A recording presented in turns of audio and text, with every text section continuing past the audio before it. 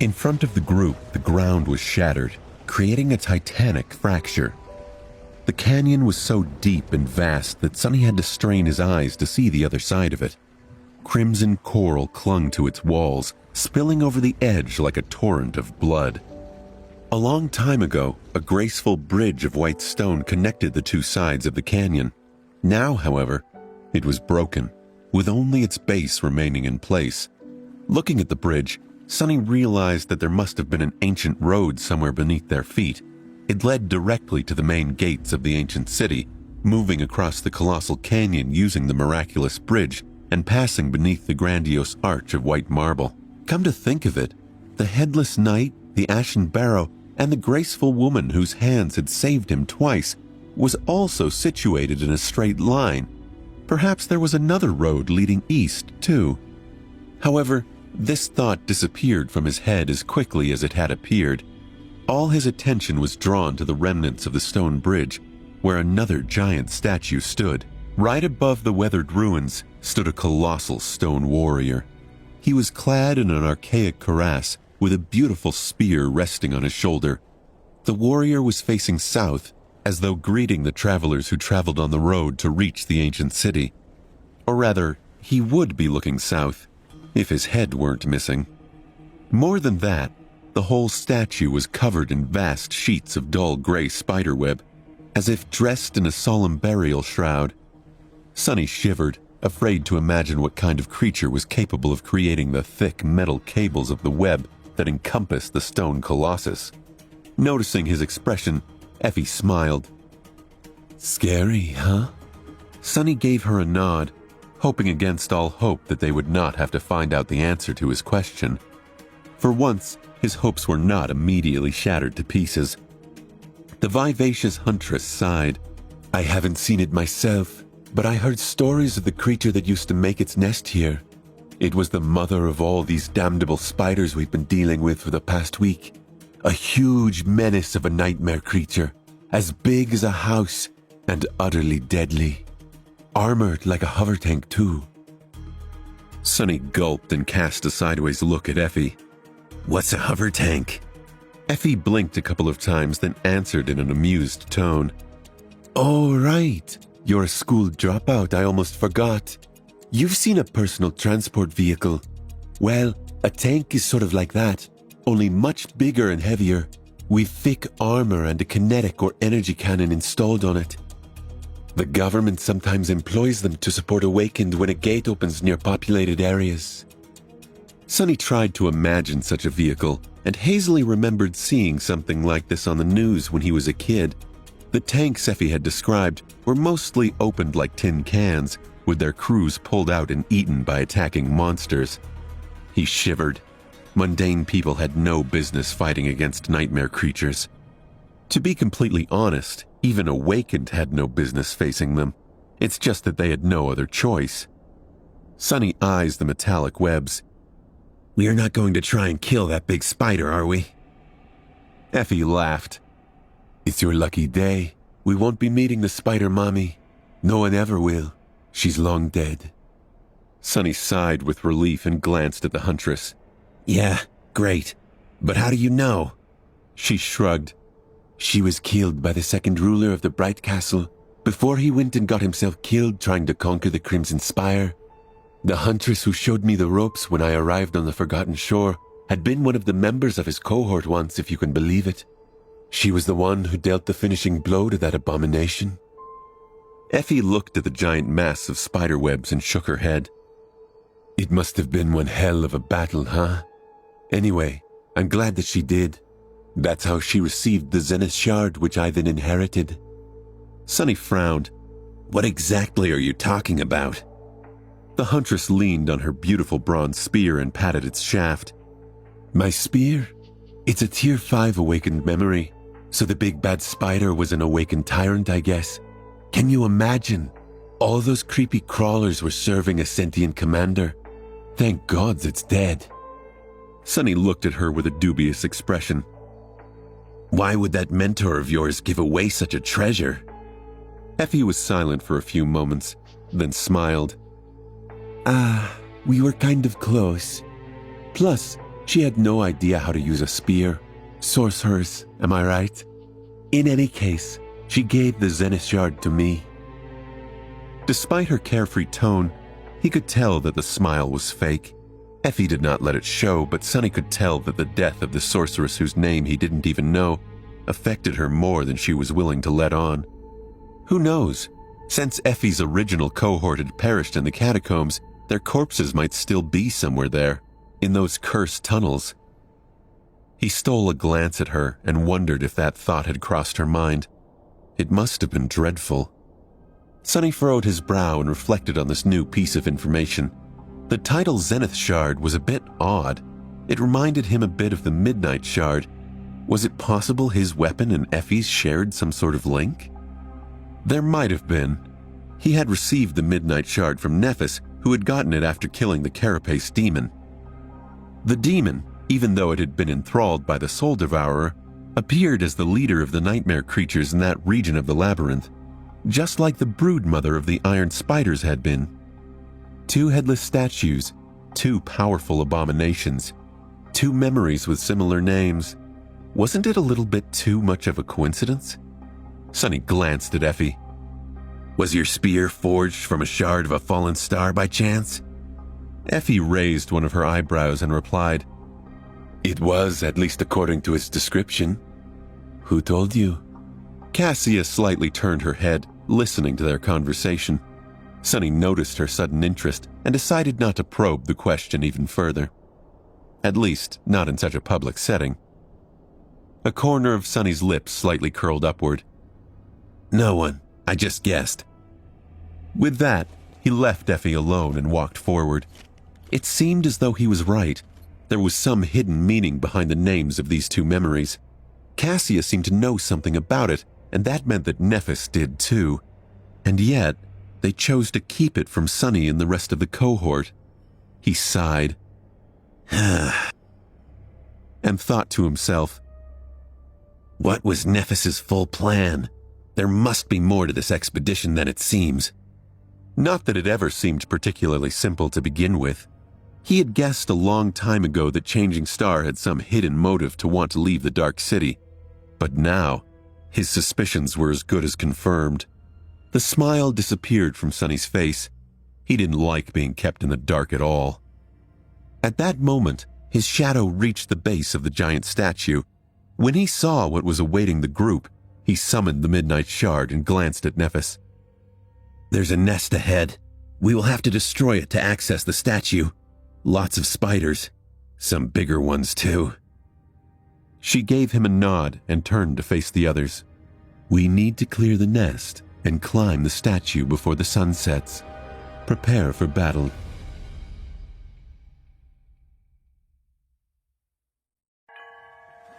The clear and melodic sound of a ringing bell reverberated through the air above the labyrinth, alerting the monstrous spiders hiding in the enormous cocoon of gray webs that a new prey had come knocking on their door. Moments later, swift bodies clad in heavy plates of iron armor shot from beneath the gray spider web, moving through the steel wires with terrifying speed. There were enough nightmare creatures in that wave to obliterate anything that stood in their way, seemingly. However, what stood in their way were two figures, one tall and boisterous, the other on the shorter side, and radiating a strange feeling of indifferent firmness. They were Effie and the Stone Saint. Both held their shields raised, the tips of their weapons resting on their edges.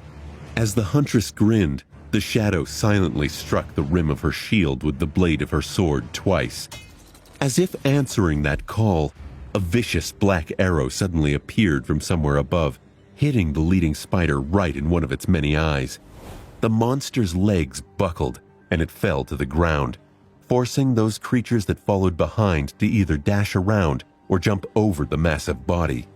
A fraction of a second later, the wave of spiders crashed into the small shield wall.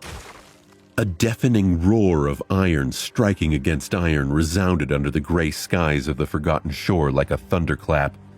Despite the ferocious force of the assault, Effie and the Stone Saint somehow held, at least for now. As soon as the momentum of the iron spiders slowed down a little, Nephis and Castor appeared out of nowhere and attacked the mass of repulsive creatures from the sides. At the same time, a stone-like sword and a beautiful bronze spear lashed out from behind the shields. Black blood splashed into the air. Meanwhile, Sunny softly landed on the ground behind the nightmare creatures and stealthily moved through the shadows, swiftly approaching them from the back. The midnight shard flashed, sending one of the spiders into the embrace of death. The familiar voice of the spell boomed. "You have slain an awakened beast." Without listening to the spell, Sunny used the precious moments before the enemy noticed his presence to wreak as much havoc as possible. His blade moved twice more, severing several limbs and heavily wounding another abomination. After that, the spiders finally reacted to his treacherous attack. With Effie and the Stone Saint holding the front, Nephis and Castor attacking from the sides, and Sunny closing the trap from behind, the monstrous arachnids were now surrounded from all sides. Of course, a small group of dormant humans could never hope to truly surround this many superior nightmare creatures, not even with the help of a monster of their own. Trapped or not, as soon as the iron spiders had the time to react, they could easily overwhelm and tear them to pieces, especially Sunny, who was behind the line with these vicious creatures and all alone. If the spiders decided to shift the focus of their attack, he would be dead in seconds. As another black arrow hit one of the larger spiders in the abdomen, Sunny hissed and dove under a spider scythe, then thrust his sword forward, ruthlessly piercing the head of the beast through its open, salivating mouth. "You have slain." With no time to tear the midnight shard from the spider's corpse, Sunny let go of its hilt and jumped back, narrowly avoiding being crushed by another ironclad creature. The few seconds of the advantage they had were coming to an end. A moment or two later, the spiders were bound to come to their senses. Even though the cohort had managed to kill 10 or so in this short window of time, there were still enough of the deadly creatures to rip them to shreds. Sunny didn't even have to look at Nephis to feel the shift in her movements. The silent understanding the two of them developed during their journey through the labyrinth many months ago was still there, allowing them to cooperate perfectly without the need to use any words, as though they were two parts of the same whole. In fact, despite the rift in their relationship, this bond was stronger than ever, perhaps because they understood each other so much better now, for better or worse. It was so exhilarating to fight side by side with Changing Star once again. Just before the spiders were able to turn the tide of the battle in their favor, Effie and the Stone Saint, who was following Sunny's command, suddenly moved to the sides. Nephis, Castor, and Sunny braced themselves. Behind the improvised shield wall stood Cassia. She was holding a wooden staff in her hands, while an elegant rapier hovered in the air above her shoulder. The tip of the rapier pointed directly at the spiders. As though following the direction of the blade, Cassia moved her staff and activated its enchantment. Immediately, a powerful gust of hurricane wind slammed into the mass of the nightmare creatures, sending several of them reeling and throwing clouds of dust into the air. Of course, it wasn't strong enough to truly throw these abominations off their balance or damage them in any way. However, that wasn't the plan. Spider-kin of these creatures back on Earth had a uniquely powerful sense of hearing, which was rather strange considering that they had no organs that resembled ears at all. The truth of the matter was that spiders were able to feel the vibrations of sound waves. They were also masterful architects, using the vibrations and the specially created threads weaved into their webs to sense the movements of their prey from afar. These nightmare creatures were much the same. As the powerful wind threw dust into the air and made every wire of every surrounding spiderweb vibrate all at once, they were momentarily disoriented. The members of the cohort were waiting for this exact moment. Instantly, they attacked with ferocious determination, spilling rivers of viscous black blood onto the ground. Sunny himself had already gotten his austere sword back, and now used its razor-sharp blade to gut the beast that had forced him to retreat a couple of seconds ago.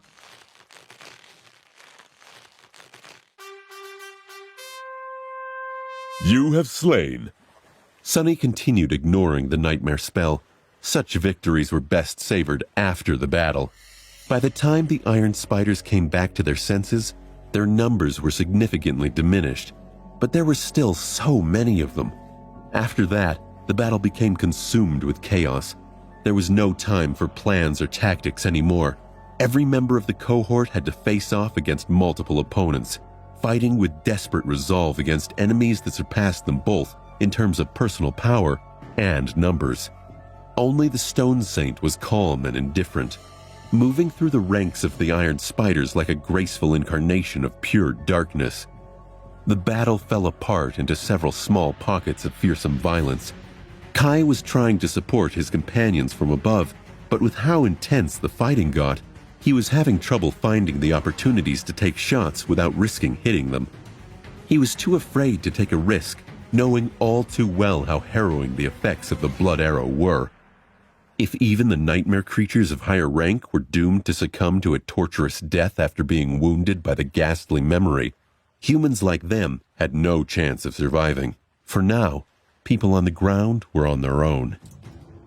Sunny was struggling against two ironclad abominations, gritting his teeth in exasperation.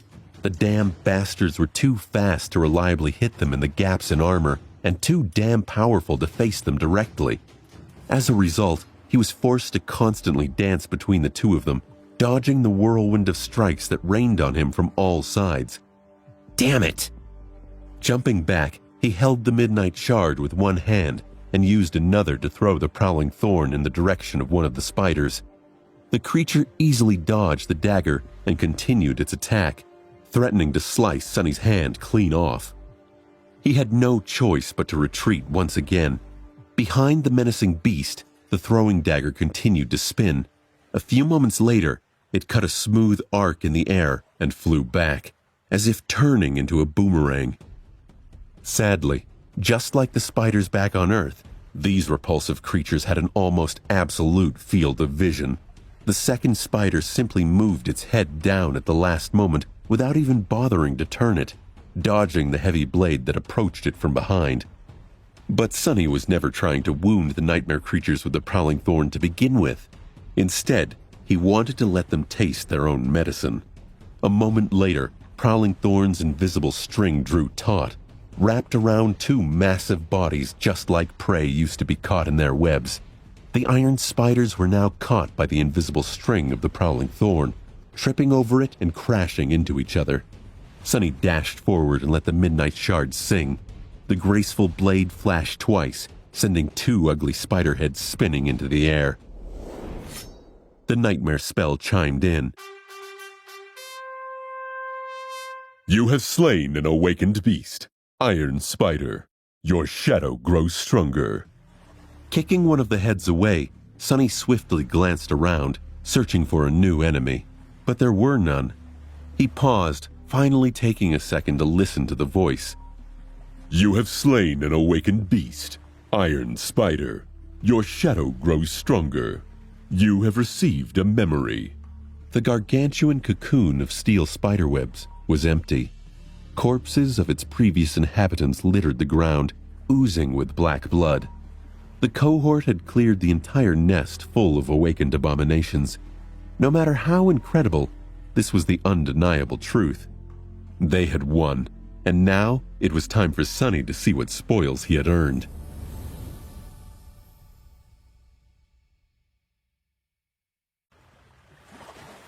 With the iron spiders all slain, the team took a second to regroup and tend towards their injuries. Luckily, thanks to their fantastic planning, no one seemed particularly hurt, outside of a few scratches and bruises. The danger was gone, so Sunny allowed himself to tiredly kneel on the ground, his breathing heavy and laborious. The strenuous battle against the host of spiders had not lasted long, but he was utterly exhausted. The intensity of these perilous minutes was enough to bring anyone down to their knees. Sunny scowled. I'm too weak. A fight like that shouldn't have affected me so greatly. Get it together. With a heavy sigh, he summoned the runes and glanced at the number of shadow fragments. Shadow fragments, 362 out of 1,000. Sonny thought to himself, not bad. Clearing the nest had given him 22 fragments, 10 for the 5 iron spiders he had killed himself, and another 12 for those slain by the Stone Saint. With the taciturn monster serving as his murderous pet, the speed with which Sonny was able to accumulate power was twice as fast at least. If things continued like this, the Stone Saint was going to return his investment of 100 shadow fragments in no time. Sonny chuckled to himself wryly. That is, of course, if I live long enough. With a grimace, Sonny dismissed the midnight shard and slowly got up. The sun was already rolling down toward the horizon, so they had to hurry to collect soul shards from the corpses of the iron spiders, and there were a lot of corpses to dig into. Cutting one of the beasts open with the prowling thorn, Sonny struggled with the idea that they had eviscerated this many nightmare creatures. Of course, he had expected this much. After all, Nephis and Sonny had been able to fight against 2 or 3 carapace scavengers back when it was only the 2 of them. Both of them were much weaker, less experienced, and barely equipped with memories back then, too. Now that they had spent 7 whole months in the Dream Realm, many times more than most sleepers ever had to, and tempered themselves against the perilous hellscape of the Forgotten Shore, both their skill and level of power had dramatically increased. Add the fact that there were 2 other powerhouses fighting alongside them, as well as Nightingale and the menacing Stone Saint, and the outcome of the battle ceased to be that surprising. And yet, observing the carnage that they had left in their wake still made Sonny doubt his eyes. These were awakened nightmare creatures still. The real reason why the cohort had won did not lie in the individual prowess of its members, but in their ability to cooperate and control the battlefield. The iron spiders were powerful and deadly, but at the end of the day, they were still mindless beasts. That's why they had allowed themselves to be surrounded and trapped. Had they been commanded by a creature of a higher class, one that was as cunning and smart as the humans it faced, things would have turned out very differently. Sonny sighed. Come to think of it, the labyrinth was a curious place. It teemed with abominable creatures of all kinds, but almost all of them were of the mindless variety. The only 2 exceptions he knew about were the carapace demon and the spider matriarch, who had been either a devil or a tyrant. Perhaps it was just the nature of this place. Nothing too big and strong could escape from the flood of black water that drowned the world every night. Only comparatively small monsters were able to run away or hide, both from the dark sea itself and from the hungry terrors that inhabited it. These monsters were an almost insurmountable threat to those unfortunate young people who were sent to this forsaken hell by the spell. But by the standards of the Forgotten Shore itself, they were nothing but insects, a horde of parasites who fed on the crumbs left behind by the true masters of this place. Sonny shook his head. What a depressing thought, to think that all these great victories and vicious beasts I've slain over the months were nothing more than gnats in the grand scheme of the Dream Realm. Probably best not to dwell on that possibility. Castor lifted a soul shard from a spider carcass and looked around. Any more? Nephis shook her head. I think that was the last one. Everyone bring me what you recovered. While Nephis was dividing the spoils among the members of the cohort, Sonny used the chance to dive into his soul sea and inspect the memory he had received during the battle. Sonny summoned up his familiar memory orbs and zoomed through his familiar ones, settling on the newest edition. It turned out to be a cloak weaved from spider silk. Judging from the description, the cloak could provide him with a small amount of protection against physical attacks, simply by virtue of being very hard to pierce. It was a decent piece of armor, but nothing special and well below the efficiency of the puppeteer's shroud. Sonny sighed. Well, they can't all be winners. Without thinking too much, Sonny fed the cloak to the Stone Saint. It was just a Tier 1 memory, so no amount of protection it could provide would be of any help in this damned place. He would also rather kill himself than go into a battle while wearing a cloak. There were easier and less painful ways to die. Plus, it was white, didn't exactly go along with the dark gray fabric of the puppeteer's shroud, not to mention being a hindrance to anything having to do with stealth. The stone saint absorbed another shadow fragment at least. Receiving his share of the soul shards and entrusting them to Effie, who had more than enough space in her enchanted bag, Sunny glanced at Nephis. Changing Star was looking at the sun, calculating something in her head. After a few moments, she sighed. "We still have some time. Let's explore the nest before ascending the statue." Sunny grinned. As an amateur explorer, this was exactly what he wanted to hear. The nest was formed by endless wires of the strange metal web and resembled a vast sphere. It was built around one of the legs of the stone colossus, effectively blocking the path to the bridge.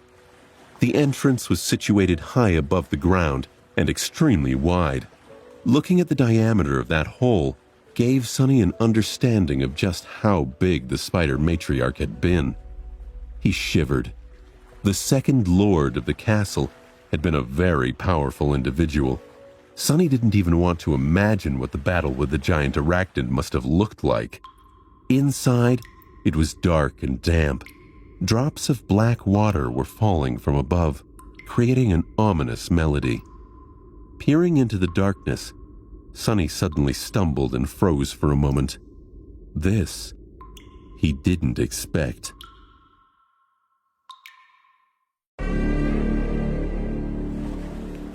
Inside the giant nest of spider webs, a desiccated corpse of the colossal matriarch lay shriveled on the floor, its iron carapace shattered by some devastating blow. The creature was long dead, but the sight of it was still terrifying. The vast abdomen of the broodmother, however, appeared to have been severed much later than her fatal battle against the lord of the Bright Castle. It almost looked as if it was torn apart from within. Inside the terrifying wound, Sunny noticed the shattered remnants of 5 giant metallic eggs. The size of them was about the same as that of the 5 monstrous fallen beasts that had destroyed the original Stone Saint and her brethren back in the Dark City. The corner of Sunny's lips twisted in realization. So that was where they came from.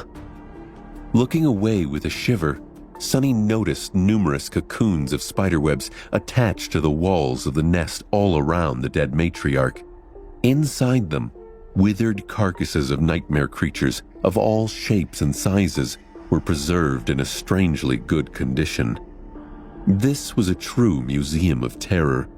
The nightmare creatures appeared as though they were kept alive inside the cocoons for a long, long time before finally succumbing to death and turning into mummified corpses. Perhaps the abominable spiders stored them there for later consumption. Or not.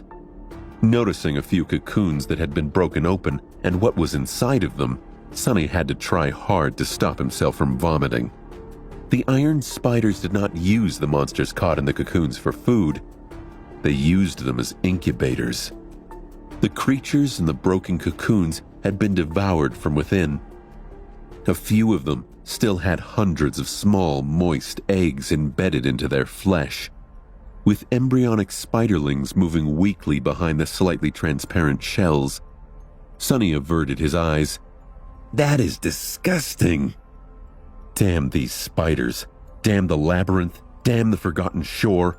And especially, damn the damned nightmare spell that had brought him here. Sunny suddenly felt tired of this long, feverish, never-ending nightmare he had found himself in. But the worst was still to come. He was the first to notice it. With a dark grimace suddenly appearing on his face, Sunny called out to his companions. Then, he led them deeper into the nest, where, attached to the wall, hung a cocoon that was different from all the others, because this one hid a rough silhouette of a human body. The 6 of them stood somberly around the cocoon, each consumed by their own dark thoughts. Finally, Nephis turned her head to Castor. Can your sword cut it open? With a short nod, the proud legacy summoned the enchanted blade and took a step forward. Approaching the cocoon, he stopped and hesitated for a few moments. As if reading his mind, Cassia added, "Be careful. We don't know for sure what will pop out of there." Glancing back at Changing Star, Castor lingered for a second, and then faced the cocoon with grim determination written on his face. As ghostly green light emanated from the blade of his sword, he swung it with the graceful precision of an expert swordsman. The tip of the sword cut through the metal wires of the cocoon, splitting it open. A shriveled human body fell to the floor, making the legacy jump back. Nephis, Castor, and Sunny stared at it, their faces pale and full of ghastly resentment. Then, Sunny bent over and emptied the contents of his stomach. This was just too much. The young man whose corpse they found in this harrowing place did not die an easy death. In fact, being eaten alive from the inside by 100 tiny nightmare creatures was probably the worst fate imaginable. At least Sunny couldn't think of anything worse. But even worse still, he recognized the dead sleeper. His face was strangely intact, with an expression of horrifying agony frozen on it forever. Despite the overall condition of the corpse, Sunny knew who it was just from one look. It was the young man who had attended the academy with them, the one who had called him a shorty when Sunny first approached Castor to create the impression that he was a boastful lunatic. Looking at their condition, Effie frowned. "Did you guys know him?" After a few moments of silence, Castor slowly nodded. "Yes, his name was Stephen. He was the youngest heir of the Pandavar family." Sunny shook his head and thought, "Stephen, huh?" Sunny had not even bothered to learn the name of this arrogant young man back when they were preparing to venture into the dream realm at the academy. In fact, he had really disliked him, and for a good reason. But looking at the hideous, terrifying corpse in front of him, he had forgotten all about it. Sunny would never wish this fate on anyone, let alone one of his fellow students. Slowly, a solemn mood overtook the cohort. They had already known that the other 3 sleepers sent to the Forgotten Shore this year never made it to the Dark City, which meant that they had perished somewhere in the labyrinth. However, finding one of them served as a stark reminder how fragile their own lives were. Who knew what would happen to them in the future? If not today, death could be waiting for them tomorrow. Perhaps years from now it would be their corpses that someone would stumble upon by accident. Sometime later, Nephis gritted her teeth and turned away. Then she said, her voice suppressed and hollow, "We need to leave. The sun is setting." Her words broke the silence and brought everyone back from their grim reveries. Castor lingered for a few minutes, then spoke in a hesitant tone. Aren't we going to bury him?" Changing Star shook her head. "There's not enough time. I also don't want anyone touching the bodies infected with these eggs. It's too dangerous." The members of the cohort looked at each other. No one had a reasonable objection, but it felt wrong to just leave their fellow human here. Finally, Nephis sighed. A complicated expression appeared on her face. "All right, go. I'll catch up with you guys later." Sunny stared at her for a few moments and then slowly turned away. One after another, the 5 of them glanced at Changing Star and left, leaving her alone with the dead young man and numerous cocoons, each hiding a slain nightmare creature. As soon as the last member of the cohort climbed out of the nest, a beam of pure radiance suddenly shot from the dark hole of its entrance, followed by a wave of scorching heat. The purifying fire, unleashed by Changing Star, engulfed the remains of their fellow student and then spread to the numerous cocoons, the nightmare creatures inside of them, and even the corpse of the spider matriarch herself. The insides of the nest turned into an incandescent incinerating furnace. Everything inside of it was doomed to be annihilated and turned to ashes. A few minutes later, the whole structure was consumed by furious white flames. Nephis had escaped the burning nest shortly after the rest of her cohort, her face pale and tired. Leaving the grandiose funeral pyre behind, they began ascending the statue of the ancient warrior. The night was approaching, and if it was anything like the day they'd had, no one was emotionally prepared for it.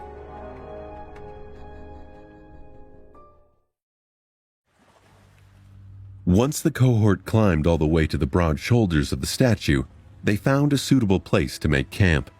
There was a somber silence about the group. The members of the group looked down where they came. Far below them, the giant nest was still aflame. The cables that constituted it were melting and turning into rivers of liquid metal, flowing down from the edges into the vast abyss of the canyon. The turbulent black waters were rising from below to meet them. When the two streams met, one lightness, the other incandescent, billowing columns of hot vapor shot into the air. For a few moments, it seemed as though light and darkness were on equal footing. But then the cursed sea rose from the depths of the canyon in a surge and washed away the brightness of the melting iron. The flood of blackness crashed into the burning nest, dousing it. A moment later, the white flames were gone. The surface of the dark sea continued to rise, as though nothing had ever happened. Sunny sighed and turned to Nephis. Now that they had reached their goal, it was time to face the real danger. He wore a grim expression on his face. So, now what? He knew the general concept of how she was planning to reach the southern edges of the Forgotten Shore in a short time, but not the details. Changing Star glanced at him and lingered for a moment. She silently turned over a thought in her head before speaking. We arrived at the canyon faster than I expected. There are still 2 days left before we can act. So, make yourself at home. We'll rest tomorrow and start preparing for it the next day. Sunny smiled. Rest? That sounded swell. Plus, he wasn't really looking forward to making use of the fast and comparatively safe method of traveling through the labyrinth that Nephis had talked about. In fact, he would rather spend a longer time walking than trust whatever surely insane method Nephis had in mind. Just like that, the cohort found itself with nothing to do for the next 2 days. Before leaving the Dark City, Changing Star had anticipated that various things could slow them down and padded the schedule of the expedition with extra time. Who knew that they would actually make it to the broken bridge so fast? In any case, Sunny wasn't complaining. He had a lot to do and think about. For example, the mysterious connection between his midnight shard, Effie's spear, and the headless statues that stood around the Forgotten Shore. The statues represented the 7 vigilant heroes who had made an oath to return light to this cruel land thousands of years ago. Sunny had seen 3 of them by now, the knight, the graceful woman, and now this mighty warrior. Did every statue have a connection with a specific memory? If so, what was that connection? And why was Nephis so reluctant to share this information with everyone? What could merit keeping such a secret? It just occurred to Sunny that Nephis may not be hiding reality from the group, but from him specifically. Well, it wasn't like he and Changing Star were very close now. Sunny had drawn a clear line to denote the nature of their relationship himself. He insisted that he was not a true member of the cohort, but merely a hired specialist. When looked at through that lens, Nephis had very little reason to share her secret with him. This was a logical conclusion, but Sunny couldn't help but feel a bit resentful.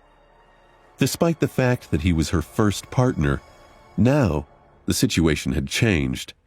Nephis had other people to rely on, people like Castor. So, why would she say that Sunny was the only person she trusted on the Forgotten Shore except for Cassia, and then hide her technique from Castor? Everything felt so complicated. In any case, there was an invisible line drawn between the core members of the hunting party and the outsiders, Sunny and Kai. No one consciously avoided them, but it was clear that the line existed. When all was said and done, the 4 true members of the cohort preferred each other's company. That's why Sunny and Kai ended up spending a lot of time together, chatting about this and that, and generally having a nice time. Honestly, Sunny couldn't complain. As far as companions went, the charming archer was not the worst option. He was always a marvel to look at. Plus, the conversations they had were extremely entertaining. Kai had a lot of fun stories about his life as a celebrity, while Sunny had plenty of macabre anecdotes about his life in the outskirts. Their life experiences were so vastly different that it was almost as if they were from different worlds. As a result, both felt like they were listening to fictional stories about some strange and fantastical land that they had never heard about before. Sunny spent the rest of his time training with the sword, trying to turn shadow dance from an ethereal concept into a practical set of core principles. The progress was painfully slow, but now there was progress at least. He was having so much trouble because his chosen battle style was so strange and elusive. Unlike most styles, which started with certain movements and steps, this one was supposed to imitate any movement and any step instead of introducing its own. So it was more about the state of mind and the flexibility of his physical behavior. Sunny had to create a set of training exercises that would allow his body and muscle memory to become capable of adapting to any style and turn pliable like a shadow. On the first day of trying, his whole body ached. Despite his incredible physical shape and experience with tough training, Sunny ended up straining the muscles that he didn't even know he had, and forced those that he did know about to behave in a way that was utterly different from what they were used to. Actually, his previous training was even detrimental to the whole process. He had to make himself unlearn a lot of things to allow for this strange style to take root in his very bones. Thankfully, the foundation of this technique was Changing Star's flowing style, which itself was designed for maximum adaptability.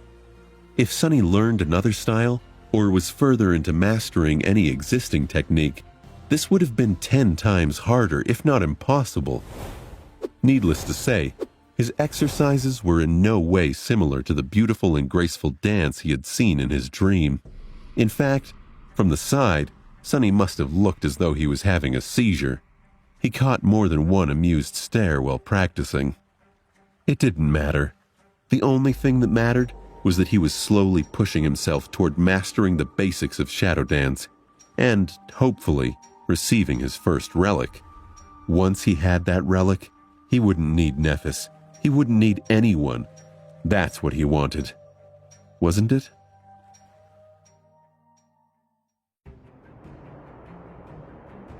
On the evening of the first of the 2 days they had at their disposal, Sunny climbed all the way to the highest point of the statue and sat there alone, looking at the setting sun.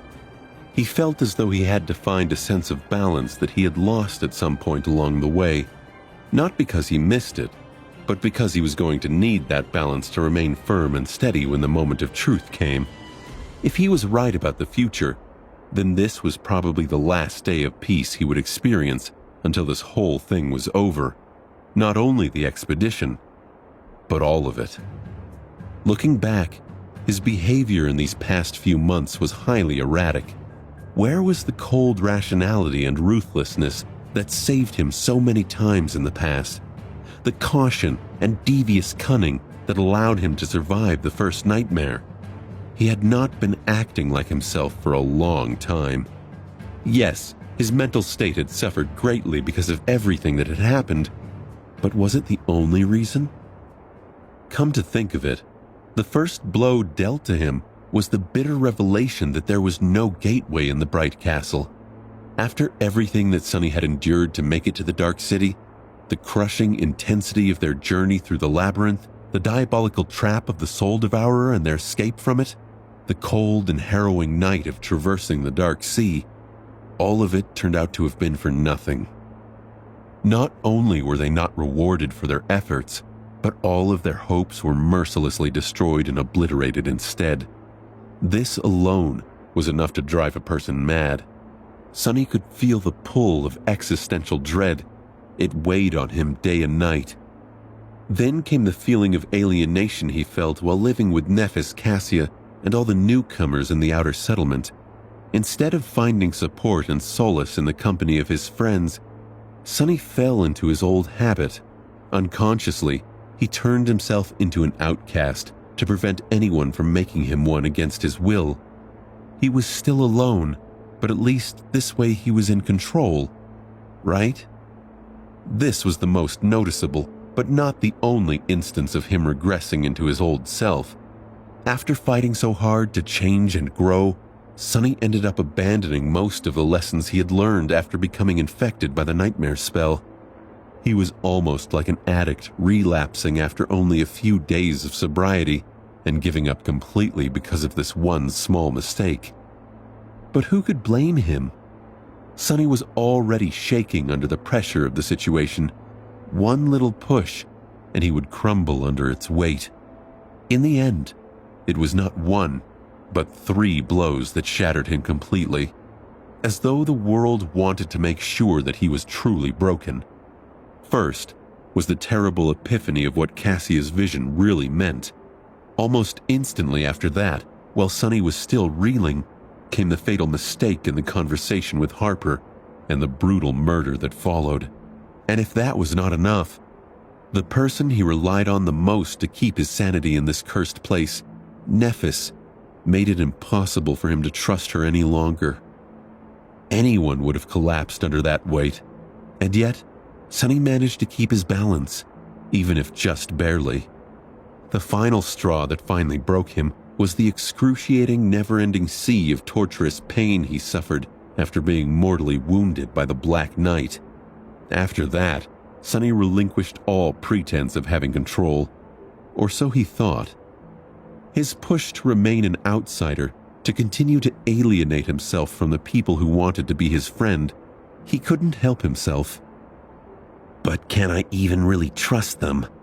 Sonny thought. Cassia had spied on his conversations with Effie. Nephis was still hell-bent on achieving her goals no matter who ended up as collateral damage. And now, here he was, playing the fool, acting like a fool, and fooling around with Kai and Effie. Wasn't it fun? Wasn't it easy? Yes, his mental state wasn't great, but it was also very convenient to blame everything on this condition. The truth of it was that Sonny did not try to regain himself at all. In fact, he welcomed this madness. Being a bit crazy was comforting, simple, and safe. It protected him from having to look at the heartbreaking truth and remember it. Sonny needed the shield of madness to save himself from the bottomless despair that threatened to destroy him completely. So what if he was prone to act recklessly in this state? So what if he made mistakes here and there and took unnecessary risks? Anything was better than having to face that despair. Just like Nephis had said, one had to become a little insane to survive in a world that had gone mad. And yet, Sonny knew that what he was doing was nothing but hiding his head in the sand. And now that the end was approaching, he had to stop hiding from the truth. He had to admit and endure it. This was the only way for him to survive. As the sun disappeared behind the horizon and the absolute darkness drowned the forgotten shore, he sighed deeply and whispered, all right. It's time to wake up." The next day, 6 humans were standing at the edge of the vast canyon as the twilight of dusk drowned the world in shadows. Far below them, the black waters of the cursed sea were raging, rising from the depths in a terrifying, obliterating wave. In a few minutes, all light was going to be completely gone, and then the flood of darkness would wash over the world, destroying anyone left standing in its path. And yet, the humans were not rushing to get away. Instead, they just stood there and waited. Looking down into the canyon, Sonny gritted his teeth and shivered. Then, he glanced at Nephis and licked his dry lips. Are you sure about this? Changing Star did not spare him a look and simply nodded. Despite the fact that the rising black water was quickly approaching them, her face was calm and composed. A moment later, the last vestiges of sunlight disappeared, leaving them in utter darkness. The silence that surrounded them was broken only by the sound of waves rushing against the walls of the canyon, getting closer and closer. "Prepare yourselves," Nephis commanded. Sunny sighed. "Here we go." Suddenly, a blinding burst of white light pierced the darkness. Holding the incandescent sword in her hand, Nephis closed her shining eyes for a second, and then raised the sword high above her head, as if calling the monsters of the depths to come take her.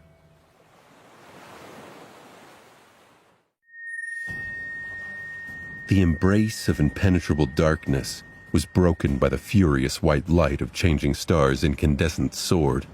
Illuminated by it, 6 people were standing on the shore of a raging river. Their faces were pale and grim. The canyon had disappeared, consumed by the rising surge of the black water. Now, the cursed sea was flowing over its edges, ready to swell and flood the narrow passages of the great labyrinth in an unstoppable wave. Sunny felt cold water wash over his feet and shivered. The rest of the cohort reacted exactly the same. Even Kai, who could escape into the lightless skies at any moment, seemed to be deeply unnerved by the closeness of the encroaching sea. Among the 6 of them, only 3 had truly experienced the perils of this dark abyss. They knew that the real dread came not from the sea itself, but from the terrors that hid in its cursed depths. Like the host of the whispering voices that they had heard beneath the branches of the soul tree, or the gargantuan creature that had almost cost Nephis her life. However, Sunny was not going to make a remark to educate the rest of the cohort. After all, what they were trying to do right now was to summon one of these terrors from below, one that was different from all the others. "Sunny!" Nephis shouted over the din of the rising sea. Peering into the darkness, he lingered. "I don't see anything. Yet." The water was already to his shins and rising swiftly. Sunny grimaced and struggled with the desire to turn around and run away without looking back. If he was fast enough, if he was lucky enough, he could still make it to the giant statue before the torrent of darkness drowned him under its crushing weight. Instead, Sunny glanced at Nephis and Cassia. The blind girl had glimpsed this secret of the forgotten shore in her visions and shared it with Changing Star. Changing Star had devised a plan to make use of it. Both of them were confident that they were going to succeed, so he was going to be confident too. Sunny didn't fully trust either of his former companions, not anymore, but he trusted their judgment. Just as that thought appeared in his mind, there was a subtle movement at the edges of his vision. Turning his head, Sunny stared into the darkness and trembled. "It's here." Out there in the distance, a massive shape was moving through the waves, attracted by the light of Changing Star's incandescent blade. The sea seethed and swirled around it, the black mass of water easily pushed away by the approaching creature. Nephis gritted her teeth and somehow made her flames burn even brighter, forcing the darkness to retreat another dozen steps. She shouted, barely audible over the waves, "Get ready!" A few moments later, the furious sounds of a massive body moving through the dark water reached their ears. The creature was a true giant, easily towering above the waves, even though it was walking on the bottom of the canyon. Full of terror and awe, Sunny watched as the thing they were waiting for came closer. Soon, he could discern the general shape of it. 2 hills that rose above water were its shoulders, and right between them, where the head should have been, there was nothing but emptiness. There were 7 headless statues on the forgotten shore, but only 6 marks on the map created by Nephis, not because she had failed to learn of the 7th one, but because the seventh statue never truly stayed in one place for too long. And now, that stone colossus was walking through the flooded canyon. His shoulders scraping against one of its walls, the wide chest of the headless giant pushed the water away, creating whirlpools in its wake. Raising one colossal arm, the statue easily destroyed the protruding remnants of the ancient bridge that got in its way. The debris rained into the black waves, disappearing into them without a trace. This was their fast and safe, comparatively, method of traveling to the edges of the forgotten shore. Truly insane, Sonny thought, stunned by the sheer scale of everything that was happening. Come to think of it, it was really ironic. The next day after he had decided to return to some semblance of sanity, something this crazy was about to transpire. Something so completely, horrifically insane. It was as though the whole world was mocking him. Shaking his head, Sonny turned to the cohort and yelled, "He's coming!" The black water was already to their knees. The members of the cohort tensed and prepared themselves for what was about to come. They only had one chance to do this. Failure meant death. A few moments later, the massive shape of the stone colossus entered the circle of light created by Nephis. Its shoulders rose above the waves, close enough to the now invisible shore of the flooded canyon for them to see every tiny crack on the surface of the weathered stone. Not wasting any time, Changing Star ran forward and jumped. A moment later, the blade of her sword hit the surface of the statue and slid deep into it, as if melting the ancient stone. Using the sword as a purchase, Nephis started to climb to the giant's shoulder. The other members of the cohort were following closely behind her. Kai was carrying Cassia in his arms, flying to the top of the Colossus with no problem at all. Castor seemed to simply disappear and reappear a moment later on the giant's shoulder, standing side by side with Changing Star. Only Sonny was having trouble. With him not being very tall and the water level rising with each second, he found it hard to gain enough momentum for a proper jump. Damn, how fucking irritating. However, before he could come up with a solution, Effie simply grabbed him by the collar and tossed Sonny into the air. Sonny screamed. What? For a few short moments, Sonny was flying. All he could hear was wind whistling in his ears. Then, he landed on top of the giant statue, rolled, and barely prevented himself from falling back into the cold embrace of the dark sea. Before he could even stand up, the mighty huntress landed near him and grinned. "Oh, such a light." However, before she could finish the phrase, the stone colossus moved, making everyone stumble and fall. "Hold on!" Nephis cried out. Leaving the ruins of the bridge behind, he turned around and indifferently began walking away from it. He was walking south. The stone colossus wandered the forgotten shore aimlessly for thousands of years. Cassia did not know what power had brought him to life, nor what he was searching for in the depths of the dark sea. She had seen a vision of the headless giant passing the ruins of the ancient bridge on a certain day and then traveling south to the very edges of this desolate land. She also knew that the leader of the cohort that had conquered the Bright Castle pursued the seventh statue across the labyrinth for a long time before leaving on his doomed journey. His reasons for doing so were, presumably, unknown. Sonny wasn't sure that the blind girl had told him the whole truth about the wandering colossus. In fact, he was certain that there was a deeper layer of secrets surrounding the seven ancient statues and their importance to the riddle of the forgotten shore. But he was in no hurry to hunt these secrets down. Sonny knew that all three of them, Nephis, Cassia, and himself, were bound together to this cursed place. The strings of fate were wrapped tightly around them, stretching far into the future, where the final revelations waited. He was going to learn the truth sooner or later.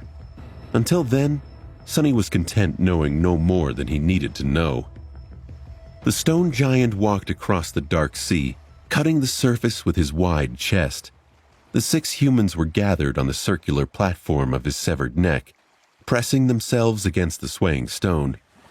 The cold water was spraying into their faces, and the furious winds were threatening to throw them off the moving statue into the deadly waves below. Nephis had long extinguished her flames, so they were surrounded by absolute darkness. Sunny was the only one who could see what was happening around them, so his role was to serve as the eyes of the cohort. Using the strength of the shadow to hold on to the slippery stones, he looked forward with a grim expression on his face. Currently, there was only one thought on his mind. Were they going to make it in time? The Colossus was swiftly approaching the other side of the canyon.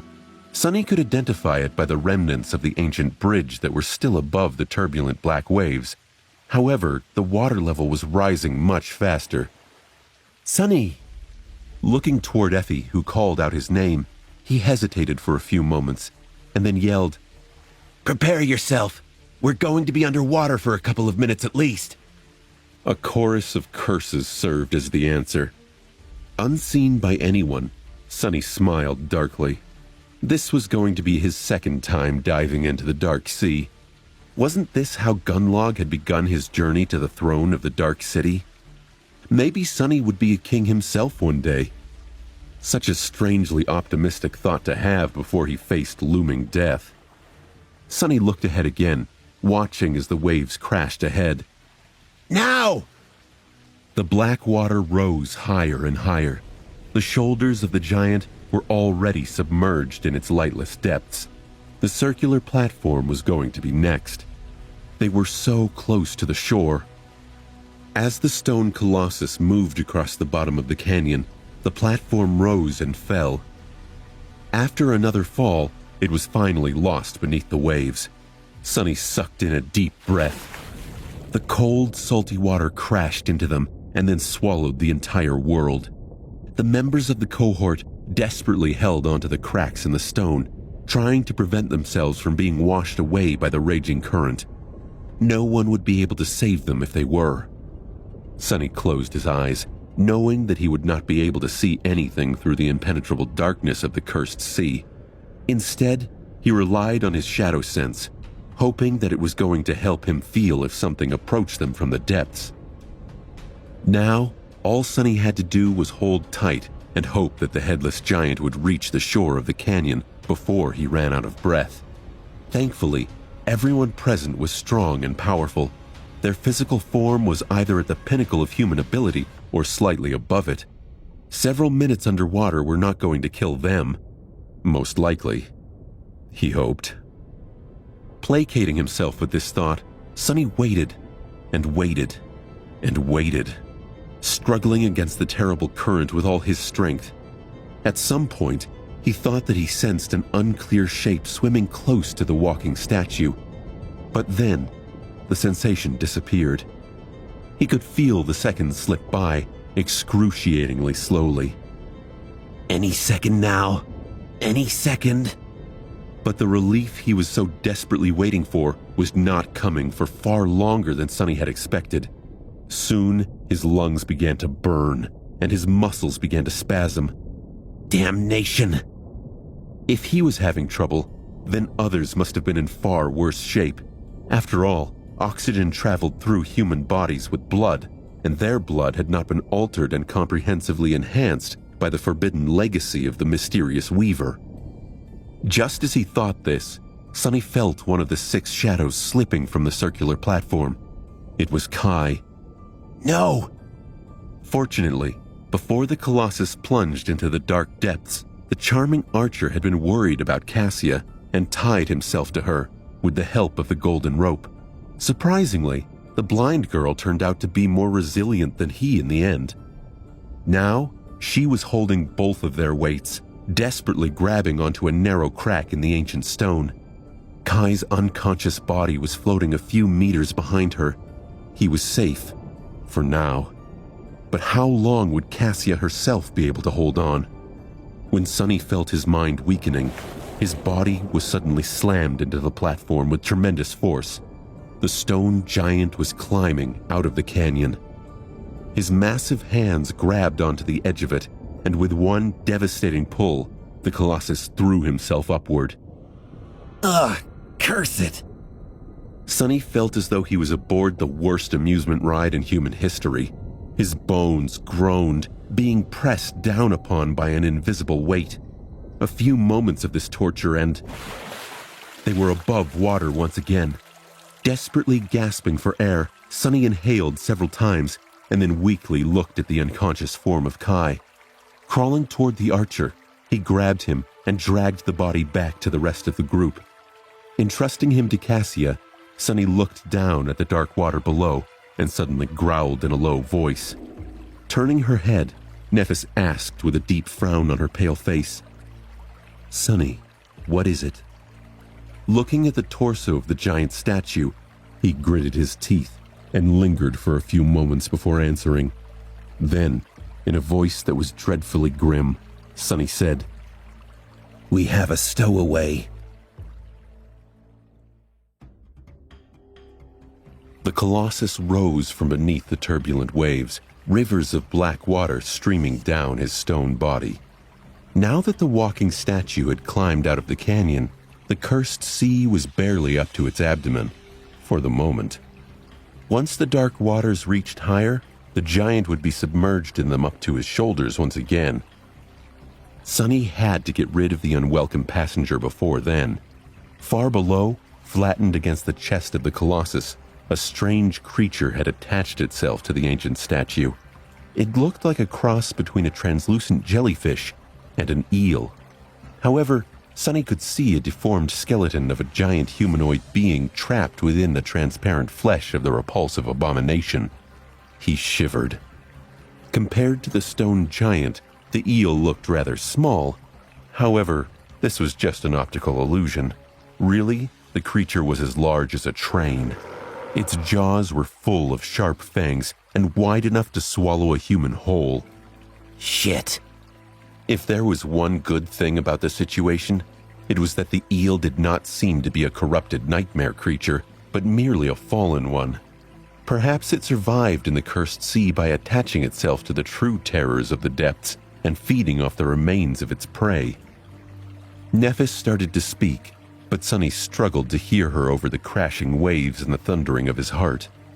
When she spoke again, Sonny noticed long feelers of the creature tremble and move, as though reacting to the sudden sound. The eel turned its head slightly in their direction. When he answered, the feelers rippled once again, and the monstrosity turned its head once more, this time staring directly at Sonny. Shit! A moment later, translucent tentacles appeared from beneath the abomination's body and shot up, finding cracks in the weathered stone and pulling it toward the neck of the Colossus, where the cohort was. Changing Star must have felt something, because tiny white sparks suddenly ignited in the depths of her eyes. Sonny put a hand on her shoulder and shook his head. Don't. Stone giant or not, lighting a beacon in the middle of the cursed sea was not the best of ideas. Now that it had escaped the confines of the canyon, the real horrors were out and about. Just like the cohort had discussed before, light was their last resort. Something they would summon only if the moment came when there was no other choice but for all of them to fight. And whether Sonny liked it or not, that moment was not upon them yet. With a reluctant scowl, he turned away and said, "I'll handle it." The giant eel was his problem to solve. Sonny gritted his teeth and assessed his situation, keeping his thoughts to himself. The last thing he needed was anyone else panicking, or worse, making more noise. "Yeah, that's great and all, but how am I supposed to get rid of this thing?" Looking down, Sonny calculated that he had a dozen or so seconds left before it was time to act. The repulsive abomination was slowly crawling toward them, scaling the torso of the giant statue at a disturbingly steady pace. Think, he thought. Several seconds later, Sonny approached Effie and kneeled by her side. Taking the huntress by the hand, he put something into her palm and said, Do you feel the Colossus moving up and down? That's his steps. I need you to start counting them. If I'm not back after 30 steps, throw the thing I gave you in that direction as hard as you can, all right? Effie gave him a nod. Her usual humor was gone, replaced by grim determination. Good. Well, wish me luck. The huntress hesitated for a moment and then said, "Good luck." Sonny gulped. He couldn't remember the last time he heard her voice sound so serious. All of the joy and humor sucked out. When he was ready to walk away, she suddenly gripped his arm. Sonny stopped and raised an eyebrow. What? Effie bit her lip, as if searching for the right words before speaking. Listen, Sonny. If you die, I can have your soul shards, right? He stared at her for a second, his face twitching. Is she fucking serious right now? Absolutely not. If I die, all my shards are to be thrown into the sea. No one is going to get anything, understand? He saw Effie smirk, her lips curved up, but he saw worry in her eyes. She spoke once more. You got it. One hell of a tribute. With that, he left the cohort behind and walked to the edge of the swaying stone platform. Here goes nothing. Jumping down, Sonny slid to the giant's shoulder and caught himself from falling all the way into the raging waves by grabbing onto a crack in the stone. To his right, the shoulder was slowly moving as the Colossus swung his hand. To his left, a curved path of stone led all the way across the chest of the statue to its other shoulder. This curving path was, in fact, the collar of the giant's tunic, carved masterfully from stone by some unknown sculptor. Stepping on it, Sonny struggled to keep his balance on the swaying, slippery surface and hurried forward. Soon, he was directly above the climbing eel. The abomination was already close, allowing Sonny to discern every repugnant detail of its translucent giant body. He groaned, feeling his stomach lurch at the sight of it. What the hell? Why does everything have to be so disgusting? A moment later, he sighed. Let's try this. Summoning the prowling thorn, Sonny gritted his teeth and cut his forearm, smearing some blood on the blade of the kunai. Then, he used all the strength he had in his body to hurl the dagger down. The prowling thorn spun in the air and hit the giant eel right in the place where its eye should have been. Sonny did not notice any visual organs on the creature's body, but on the deformed humanoid skull hiding beneath the flesh, that's where the eye socket was. The kunai wedged itself deep into the monster's head, causing a small fountain of crimson blood to erupt upward. Of course, such a tiny wound was nothing for a creature of this size. For a moment, everything became silent. Suddenly, hundreds of slender tentacles exploded from the eel's flesh and shot in Sonny's direction in a chaotic, slithering mass of translucent flesh. Damn it!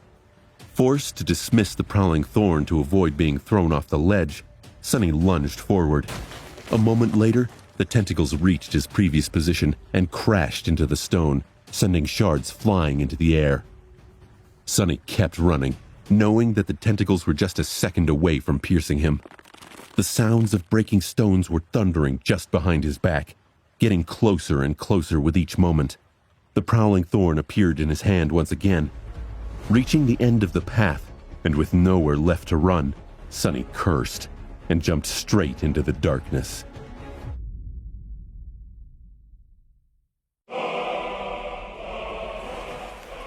The eel tried to catch him, but was a second too late. Crap. Falling toward the dark waves, Sonny threw the kunai in the direction of the stone giant's hand. Instead of a weapon, the Colossus was holding a tool that resembled a mason's hammer. The kunai curved in the air and wrapped the invisible string around its shaft. This is going to hurt. Sonny plunged into the darkness. A moment later, the string drew taut, and he found himself swinging through the air at a terrible speed. Flying underneath the colossal stone fist, he almost touched the black water with his feet, but then the inertia pulled him up and away. After a few seconds of weightlessness, Sonny landed on the hammer's head and let out a shaky breath. Without wasting any time, he dislodged the prowling thorn and pulled it into his hand. Then, wedged the dagger in a narrow crack on the surface of the giant hammer. Landing on it was one thing. Staying here, though, that was something else entirely. The Colossus was swinging his arms as he walked, which made Sonny's landing spot on the end of what was a giant pendulum. Not only was the hammer swaying back and forth, but the angle of the surface he was standing on also constantly changed, making it hard not to fly off or slide into the raging sea. Crouching low, Sonny held onto the kunai and tried to keep himself from falling. Then, his face paled and his mouth formed a grim line as he looked up at the eel. "I'm right here, you slimy worm." The abomination lingered for a few moments, considering whether it should continue to climb up or follow the sound made by the prey. Finally, it twisted its long, repulsive body and slid over the shoulder of the giant, crawling down his arm, crawling right toward Sonny. Sonny clenched his jaw, readying himself. Come on, come on. He was hoping that his blood would have the same effect on the giant eel as it had on the corpse eater. Both were, presumably, fallen creatures. If one was poisoned to death by bloodweave, why couldn't the other? Sonny had not cut himself with the prowling thorn for the fun of it. The eel's tentacles crawled through streaks of blood Sonny had left in his path. But sadly, his blood seemed to not affect the eel whatsoever. The monster continued to pursue him without showing any signs of being poisoned. So, it's not poisonous. It just tore that leech up from the inside because the stupid thing swallowed a whole lot. And the weave imbued my blood with the odd quality of always being attracted back to the larger mass of it. The corpse eater's innards were in the way, I guess. Damn it. Sonny's thoughts were spinning out, but he had no time to dwell on whether or not his blood was truly poisonous. His hopes of killing the eel were crushed. Now, Sonny was stuck on the swinging hammer, with his only path of escape blocked by the swiftly approaching abomination. Damn it all. Letting go of the kunai, Sonny summoned the Midnight Shard and slashed at the slender tentacle that approached him. Even enhanced by the shadow, the blade of the tachi failed to cut the flesh of the fallen creature, and instead simply batted it away. Sonny's eyes grew wide in horror. Not good, not good. The eel had two types of tentacles. Some were thick, powerful, and few in number. These were used to push its massive body forward and hold onto the swinging arm of the Colossus. The other tentacles were slender, long, and numerous. These were the ones that Sonny now had to dodge and fight against. The closer the eel got, the more tentacles assaulted Sonny from all sides. Dodging and deflecting them while maintaining his balance on the chaotically swinging hammer was an almost impossible task. Luckily, Sonny had practiced the firm battle style of the Stone Saint and incorporated it into his own technique. Its steadiness and indomitability were translated through grounded footwork, which allowed him to plant himself on the stone surface of the hammer and refuse to be thrown off or moved even by an inch. Between choking breaths, Sonny couldn't help but think that Nephis was right. The best fighters weren't those who were the strongest, but those who were the most adaptable. The foundational style he had learned from her had served him well on the streets of the Dark City, but if he had continued to follow it narrowly and neglected to add flexibility to his technique by incorporating the Stone Saint's style into it, he would be dead by now. The Dream Realm was wild, unpredictable, and often defied logic. It threw all kinds of horrors at those unfortunate enough to step foot inside its vast expanse. Take this situation, for example. What kind of a person would imagine that one day they would have to fight a translucent eel the size of a train atop a walking stone colossus? Sonny certainly never expected to find himself in such a situation. Only a complete lunatic would. That's why adaptability was the most important trait an awakened fighter could possess. But even though Sonny had taken all the right steps, if he made a wrong move, his seconds left to live were numbered. The onslaught of the slender tentacles was already too much for him to handle, and they were only growing in number. 28? Sonny was keeping track of the steps of the massive stone giant. He had handed Effie a failsafe. Now it looked like he was about to see if she would keep her word or not.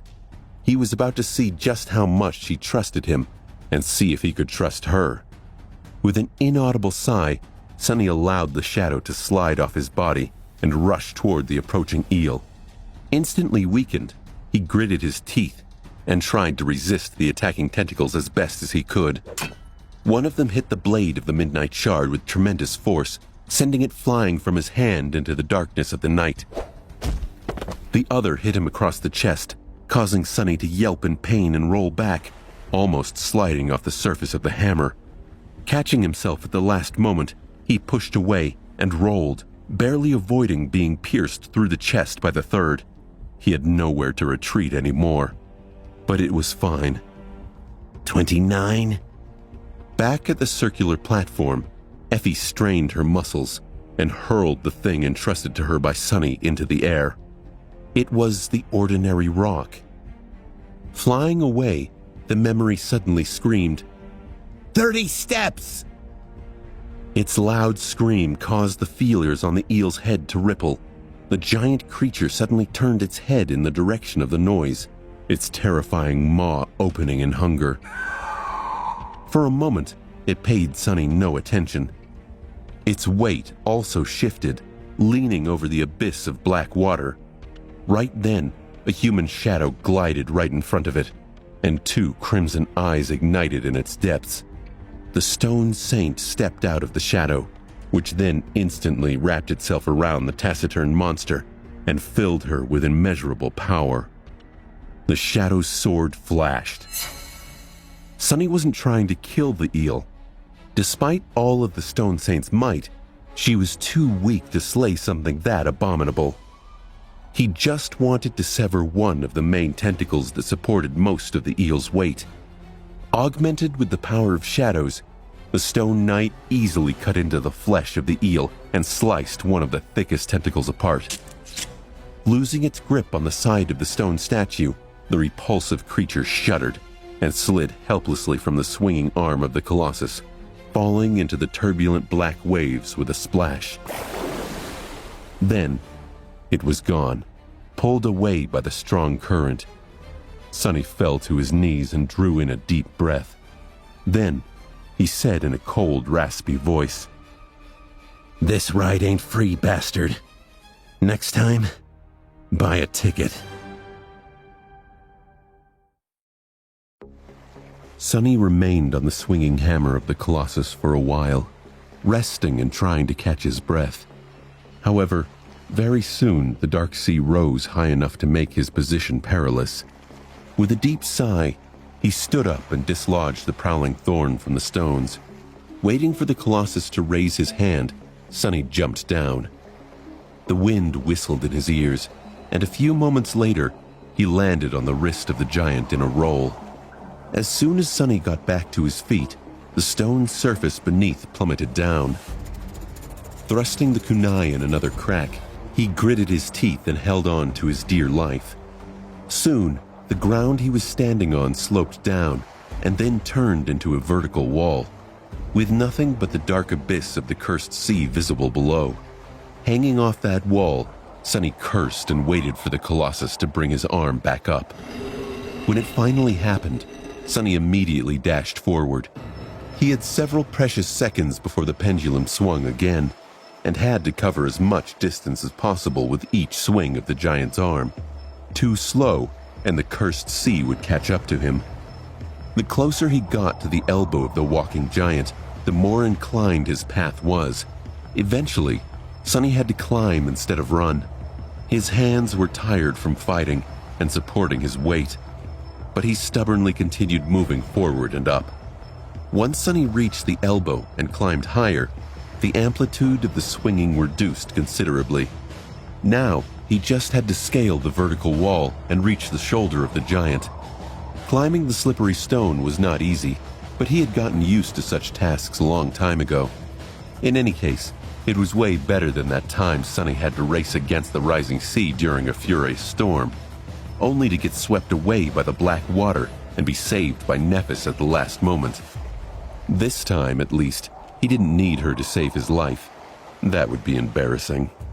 A few perilous moments later, Sonny climbed over the edge of the circular platform, crawled to its center, and sprawled beside the other members of the cohort, who were waiting for his return with tense expressions on their faces. "Sonny, are you all right?" Kai was back to his senses, looking a little bit disheveled, but still ridiculously gorgeous. Sonny stared at him in dismay, then sighed. "I'm alive." A few moments later, Nephis called out to him. "What were you fighting?" Sonny grimaced. "A big ugly worm. I threw him back in the water." With that, he reluctantly sat up and looked at the surface of the dark sea, which was already flowing over the shoulders of the stone giant. Its surface was black and tranquil. No one was pursuing them, it seemed. "It's gone now, so rest up. I'll keep watch." He stayed awake until the break of dawn, and then woke the members of the cohort. When they rose to their feet, Sonny laid down on the cold stone and tiredly closed his eyes. Yesterday, he had thought that he would not be able to fall asleep atop the walking stone giant. However, Sonny had underestimated how exhausting this long night would end up being. Even the body of a powerful sleeper needed rest. The swinging of the stone platform ended up being rather soothing. Soon, Sonny was fast asleep. When Sonny woke up, the sun was already high in the sky. Yawning, he sat up, summoned the endless spring, and greedily drank some water. Someone had left a plate of food near him, so without thinking too much, Sonny picked it up and had himself a late breakfast. That hits the spot. Full breakfasts of real food still had not gotten old for him. He still relished in the flavors and textures of real food. He definitely did not miss the synthetic trash from the outskirts. Recognizing the taste of Nephis's cooking, he glanced at their intrepid leader and smiled. It was nice to laze around while others were working. While Sonny was sleeping, the stone platform had transformed. Plates of iron stripped of the abominable spiders and stored in Effie's bag were inserted around its perimeter, with the golden rope strung between them as an improvised railing. More of these plates were shaped into makeshift rods and placed in the center to serve as throwing spears in case the cohort was attacked from the air. Currently, Kai and Effie were building additional battlements on the left shoulder of the giant, while Nephis observed their progress from above. They were taking no chances. A trip through the labyrinth, no matter how fantastical or well-paced, was still full of danger. It was better to be safe than sorry. Sonny scoffed.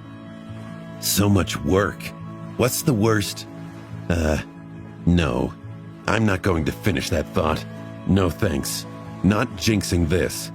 On the stone beside him, the shadow applauded sarcastically. Shaking his head and rolling his eyes at his silent companion, Sonny finished his food in silence. Then he moved to the edge of the platform to look down at the vista of the forgotten shore. Far below, the landscape of the labyrinth was slowly moving past them. The stone giant was marching south, indifferently crushing mountains of crimson coral under his feet with each step. The view was simultaneously hypnotic and depressing. In every direction, as far away as Sonny could see, there was nothing but red coral, with rare heights protruding from it into the gray skies here and there. The forgotten shore was truly vast, and every inch of it was full of unspeakable dangers. Not too far from him, Castor was also busy studying the landscape. However, his interest wasn't purely idle. Changing Star's map was on the stones beside him, and the proud legacy was drawing new marks on it from time to time. Sonny sighed. The cohort might have caught a ride on the shoulder of the stone giant to reach their destination at the edges of the forgotten shore. That was a boon, but they were going to have to walk all the way back to the Dark City by themselves. That was months of traveling through this treacherous hellscape, with nothing but their strength and wit to keep them alive. The information Castor was putting on the map today was going to be priceless to them in the future. But that was a problem for tomorrow. Right now, Sonny deserved a little respite. Turning away from the handsome young man, he lowered his gaze and peered at the sights below. It was not every day that one got an opportunity to enjoy a beautiful view of hell. In the next few hours, Sonny did nothing but leisurely gaze at the vistas of the labyrinth. While monotonous, there were still picturesque and breathtaking vistas to marvel at. It was a far cry from the dank dinginess of the city he was used to. The Forgotten Shore was a harrowing but beautiful place. The somber gray sky and the black earth created a perfect backdrop for the vibrant crimson sea of twisting coral blades. Here and there, strange landmarks broke the dullness of the landscape, igniting the flames of curiosity in Sonny's heart. After all, he was nothing if not a passionate explorer. Provided most of his explorations ended with something dying at the end of his blade, but still, he still appreciated the wonder of finding new spaces to explore, or in this case, completely new perspectives on a space he thought he was far too acquainted with. Out there in the depths of the labyrinth, Sonny saw many things that piqued his interest.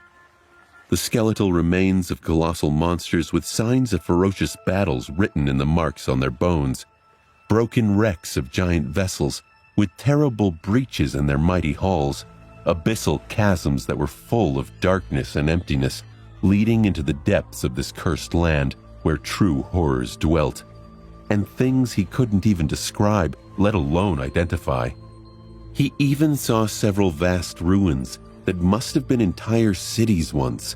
Now, only unclear shapes of magnificent buildings remained, overgrown with crimson coral and barely resembling anything made by a human hand.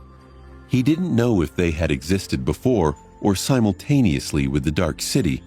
Regardless, it seemed that no other human settlement on the Forgotten Shore had withstood the curse of darkness as the cursed city had. They were all destroyed and devoured, first by the crimson coral, then by the ruthless flow of time. Now, no one was left to remember that these proud cities had ever existed. The 7 heroes who created the Starlight Legion were described as those born in all-consuming darkness. That suggested that humans had resisted the curse for a while at least. Maybe the Dark City was built long after the darkness had devoured this land, as the last sanctuary and fortress for those who remained. A lot of good had that done in the end. Sonny's reverie was broken by Cassia, who suddenly turned south and frowned. Her quick movement drew everyone's attention. Sonny instantly had a bad feeling. Nephis turned to the blind girl and frowned. "Cass, do you feel something?" Cassia lingered for a few moments and then said, her voice uncertain, I think a storm is coming." Sonny looked at the sky, which, like always, was covered in a gray veil of clouds.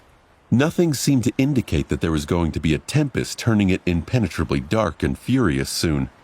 But that was just how things worked on the Forgotten Shore. Storms came out of nowhere and destroyed everyone unfortunate enough to be caught in their murderous embrace. If Cassia said that she felt one approaching, then it was. Their oracle had a good track record of sensing such things. Sonny sighed. Damn, He thought. I was hoping for a much longer rest. But fate, once again, wasn't in his favor. A storm meant that the cursed sea would rise from the depths earlier than usual. It also meant that there would be rain and lightning, which would make the behavior of the dwellers of the depths unpredictable. It also meant hurricane winds, and that was really bad news when you were stuck on a moving colossus 200 meters above the ground. Nephis gritted her teeth. You heard her. Prepare. However, the blind girl interrupted her. Wait, there is something else. Changing Star lingered for a moment, then asked, You're sensing another threat? Cassia scowled, then said in a strange tone, No, not sensing. I can hear something strange. It's like a rustle.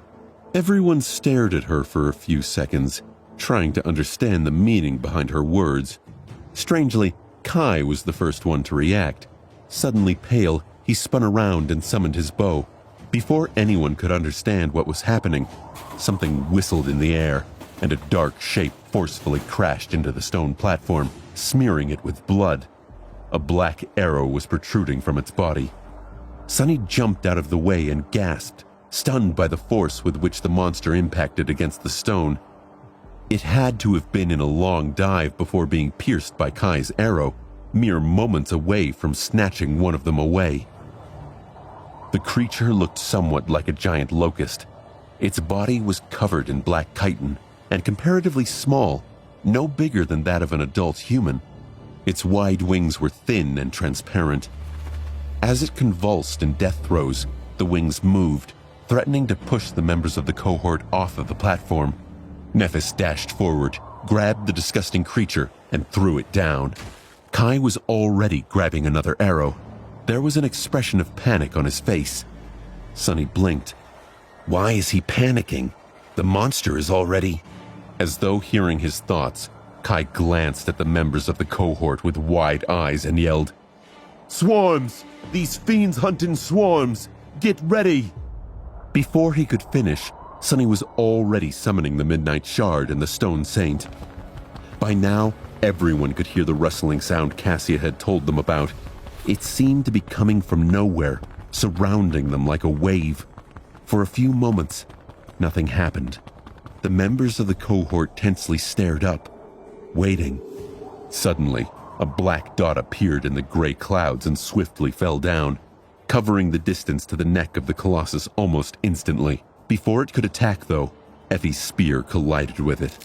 The giant locust practically exploded, sending a rain of blood splattering against the stone back of the Colossus. But by the time the huntress dismissed her spear, and before she had time to summon it again, there was another dot, and another, and another. Kai shot one more creature out of the air, while Castor used a strange sling he summoned from his soul sea to break the wings of another. Nephis raised her sword and yelled, "Cassia, wind!"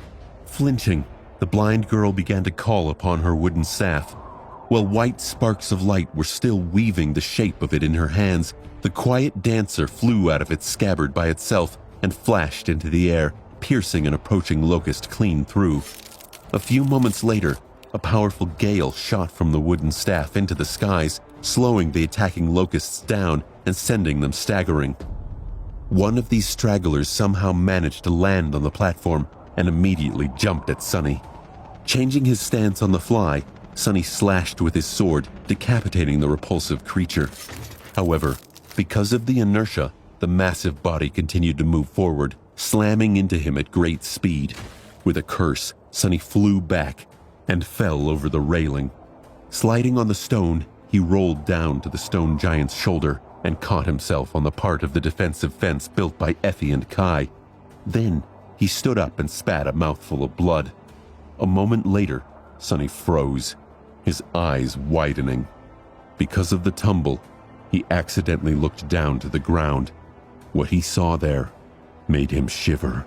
Numerous dark shapes were appearing from the labyrinth and jumping at the Colossus, swiftly climbing up his giant stone body.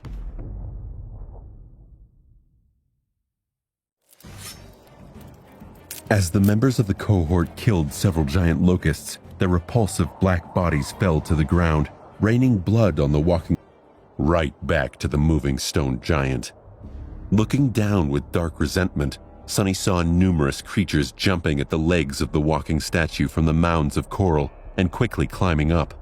They were headed right to where the cohort was being besieged by the swarm of winged abominations. A few fell, their efforts in vain, but enough managed to find purchase on the stone surface of the Colossus. If they weren't careful, they would be overwhelmed. He couldn't see the shape of them clearly, but there was no doubt that these monsters were bad news. Shit! Slain an awakened beast, Flesh Reaver. Your shadow grows stronger. Sonny didn't even have time to internally celebrate the wins. He had to act, and fast. Turning around, Sonny summoned the prowling thorn and hurled it upward. A moment later, using the invisible string as support, he was flying through the air. Grabbing onto the edge of the circular platform, he hoisted himself up and once again faced the carnage. The kunai flashed, cutting the wing of one of the locusts clean off. Suddenly crippled, the creature toppled and plummeted down, no doubt to be devoured by the horde of nightmare creatures approaching from below. The battle with the swarm was not going too great for the cohort. The turbulent winds summoned by Cassia's staff bought them some breathing room by making it hard for the locusts to approach the platform at high speed, but there were just too many of them. They wouldn't have to wait for the monsters from below to scale the stone colossus to overwhelm them. If enough false moves were made, they were all done for. Kai was setting one arrow after another loose. After that one first shot, he had not used the blood arrow, choosing instead to rely on his mundane ones. In the chaotic mess of the sudden battle, it was too easy to miss. Plus, he didn't need a lot of power to deliver debilitating wounds to the locusts. They were basically skewering themselves on the arrows themselves by diving from the skies with incredible speed. Still, the abominable reavers were awakened beasts. It wasn't easy for a sleeper to kill one with just a single shot. Just as Sonny grabbed the kunai and spun to avoid a glancing blow from one of the creatures, another one landed on the platform. 2 arrows were sticking from its cracked chitin, but the locust was still alive. Not for long, though. Just a moment after the repulsive bug landed, Nephis' sword flashed through the air, slicing it in half.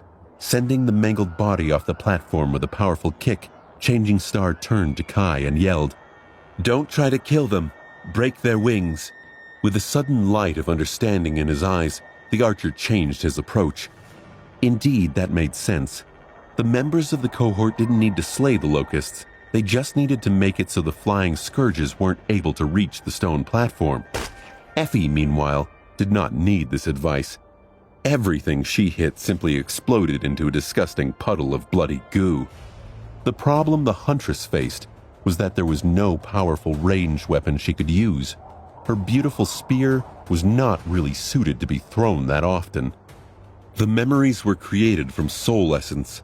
Once a memory was dismissed, that awakened essence returned to the core of the awakened that had summoned it. However, if it was too far away from them, the essence was simply wasted. Unless the memory had a special enchantment like that of the blood arrow.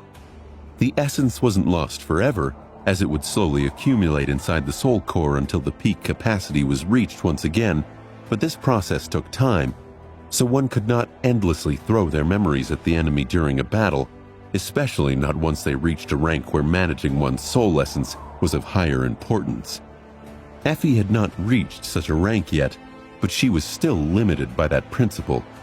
That's why she resorted to using makeshift darts fashioned out of plates of spider iron. There wasn't much of them left, however. Once the last dart was gone, she would have to either exhaust her pool of soul essence or risk fighting the attacking locusts in melee. Just like the Stone Saint was doing right now, as Sonny rushed toward Nephis, he noticed the shadow lowering her shoulder and raising her shield. In the next moment, one of the repulsive creatures crashed into it at full speed and simply crumbled, black blood exploding into the air through the cracks in the shattered chitin. "You have slain."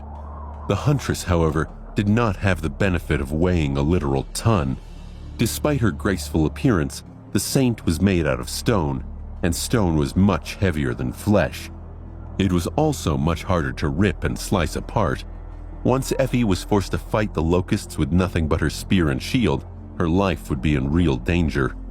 Sonny gritted his teeth and swore to himself, "Curses, curses, curse it all." Swiftly approaching Changing Star, Sonny kicked a disgusting piece of a killed creature off the platform and yelled, "We have a problem!" Nephis sharply looked at him and scowled. "What?" Sonny hesitated for a moment and then gestured down at the swarming beasts below. "There's a couple of 100 labyrinth creatures crawling all over the Colossus. They'll be here pretty soon."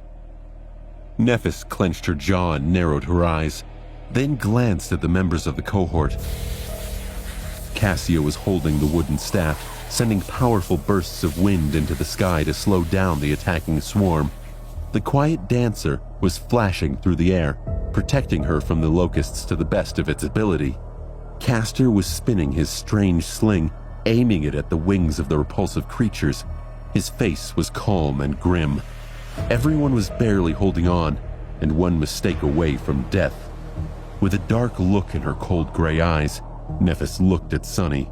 Then she said, "Come with me."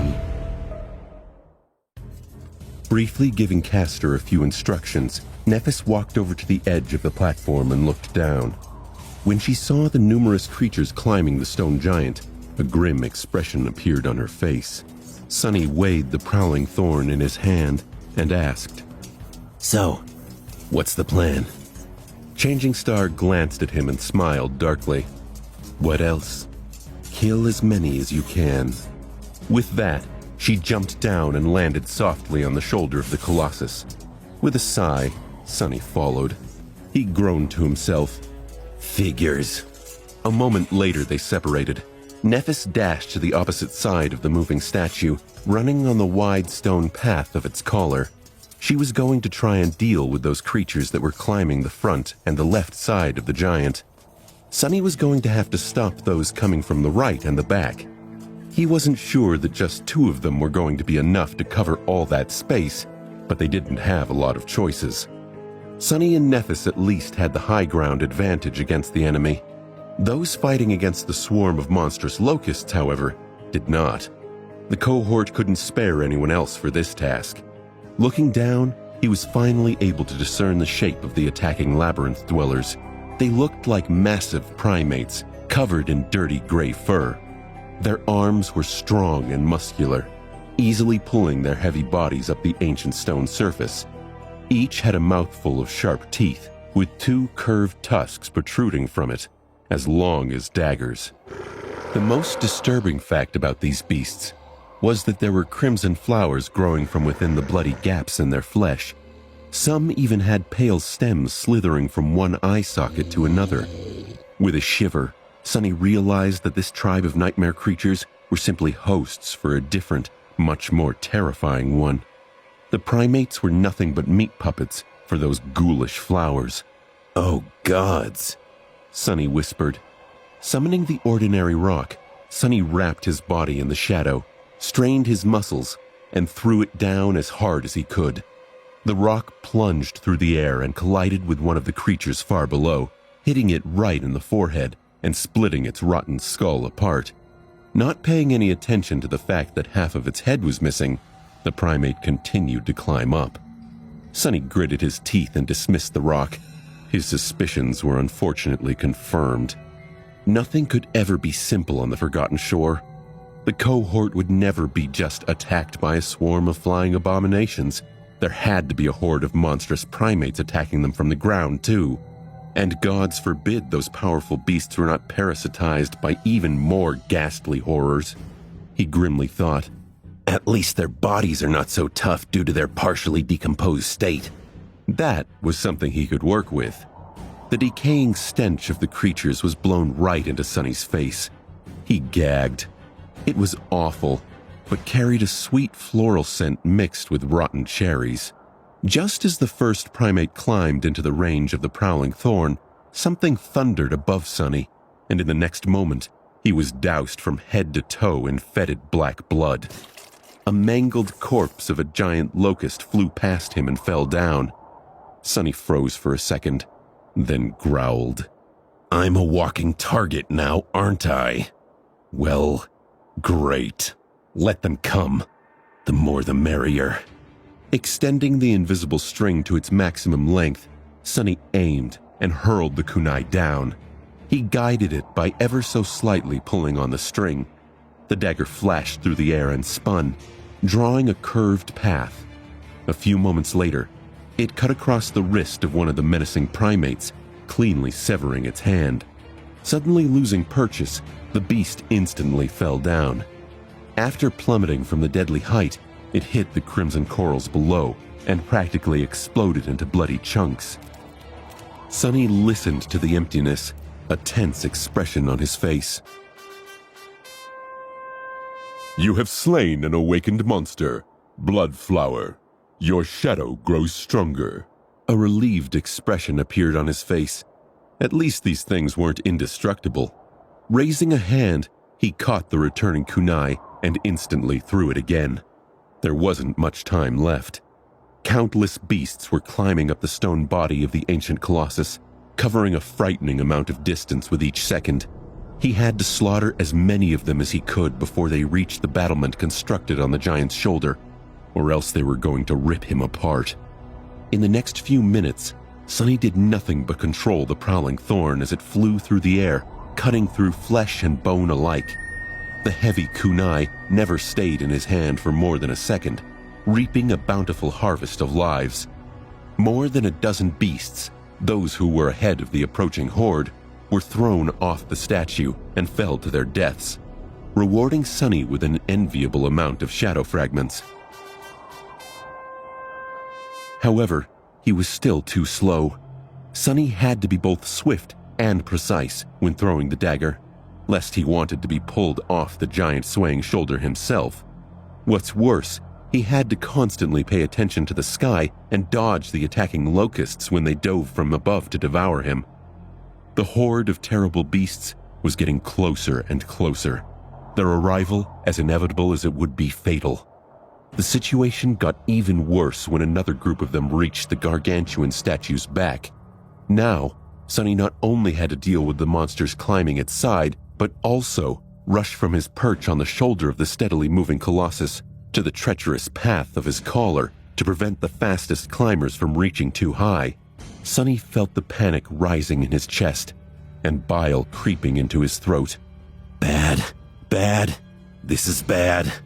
Covered in blood and with his muscles burning, Sonny continued to slaughter the ghastly beasts as fast as he could.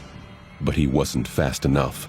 At some point, Sonny realized that the climbing monstrosities were now mere meters away from him. He could see every disturbing detail of their rotting bodies, with strangely graceful flowers growing from the bloody gaps. Their crimson petals trembled as they smelled prey. Suddenly, one of the primates strained its powerful legs and jumped into the air, instantly covering the remaining distance to Sonny's position. Before it could land, however, the midnight shard slashed the creature across its massive body, cutting it apart. What flowed out of the terrible wound, however, was not blood, but a vast cloud of red pollen. Before Sonny could register the fact, he had already breathed in a whole lungful of it. His eyes widened. Oh no. This is not good.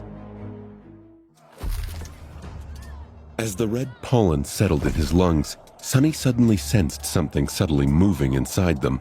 Then, a wave of excruciating pain pierced his chest.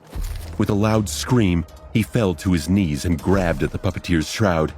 A stream of blood escaped from his mouth and splashed on the ancient stone. In it, tiny blooms were sprouting roots, greedily drinking the crimson liquid and growing with visible speed. Looking at them with dark resentment, Sonny gritted his teeth and slowly stood up. By the time he straightened his back, the pain had subsided a little. The bloodthirsty flowers were already turning black and dying, destroyed by the odd blessing of the bloodweave. The insidious nightmare creature tried to devour him from inside, but really, it just signed its own death sentence. In a few short minutes, it would be destroyed completely by the furnace of his tenacious body. And even if some part of it survived, Nephis' purifying flames were going to finish the job. Or so Sonny hoped. They had to make it to the end of this battle first. Until then, he would just have to endure the torture. Come closer, you bastards, Sonny growled. As the midnight shard appeared in his hands, another monster was already climbing onto the shoulder of the walking colossus. Lunging forward, Sonny brandished his sword and decapitated the foul creature, then kicked it in the chest to send it flying down. A moment later, he jumped back, narrowly avoiding being grabbed by another primate. Before the beast could even react, the razor-sharp tachi flashed across its body, severing both of its arms. More red pollen burst into the air. Holding his breath, Sonny shifted his stance and attacked once more, again in one swift, fluid motion. The midnight shard pierced the knee of the massive primate, making it topple. The creature wasn't dead, but any kind of mobility it once had was pretty much gone. Good enough. But it didn't really matter. 3 other monsters were already there, ready to take the fallen creature's place, and a few seconds later, there was going to be even more of them, and then even more still. Until eventually, Sonny was torn apart by the unstoppable flood of these harrowing fiends. He would have to think of something before that happened. If only I could breathe. Fighting through the excruciating pain that was tearing him from inside, Sonny grimaced and dashed forward to face the enemies. In the next minute or so, he forced himself to cut out all unnecessary thoughts, turning into a ruthless hurricane of steel. The midnight shard danced from one nightmare creature to another, piercing, slashing, and severing their rotting flesh. The air was soon obscured by a vast cloud of red pollen. At some point, Sonny gritted his teeth and disengaged from the fight, leaving a carpet of bleeding bodies in his wake. Launching himself back a few meters, he slid on the stone and left the cloud of red mist. Only then, finally, he allowed himself to draw in a deep breath. Sensing that their enemy was gone, the primates rushed forward. However, a moment later, something glistened in the mist, and a heavy triangular blade suddenly pierced the head of the leading creature. The blood flower did not react to its host being damaged and continued its lunge, but in the next second, the head of the monstrous ape was violently jerked backward, and, losing its balance, it fell down. The string of the prowling thorn was coiled around the support pillars of the makeshift battlement, creating an invisible trap. By moving forward with the kunai still stuck in its skull, the unfortunate creature pulled the string taut, causing an invisible net to rise into the air. Entangled in it, 6 creatures tumbled to the ground, blocking the others from pursuing Sonny. Neither the battlement nor the invisible string was going to last long, but at least it bought him a few seconds. You have slain an awakened monster, Bloodflower. Your shadow, Sonny gasped. Finally. The nightmare creature in his lungs was finally dead. Spitting out a mouthful of blood, Sonny groaned, wiped his lips, and glanced back. What he saw made him curse. Shit. The group of monstrous primates climbing the back of the Colossus was about to reach the collar of the stone tunic. Sonny was about to be surrounded, and he was all out of ideas. He gripped the hilt of his sword and readied himself for another round of carnage, not knowing if he would make it through to the other side this time. If I die today, I am at least going to drag as many of you as possible with me into a deeper, darker hell. Prepare yourselves, beasts. Lunging forward, he ran on the narrow stone path and got to the middle of the giant's back, just in time to collide with the first of the advancing primates and send it flying all the way down to the distant surface of the labyrinth. Unlike the shoulder of the Colossus, Sonny had no room to maneuver on the narrow path. In fact, he was having trouble simply keeping his balance due to the constant swaying. But the primates, with their wide shoulders and mighty frames, were in an even worse situation than him. On that narrow stone path, one man would be able to stop an entire army.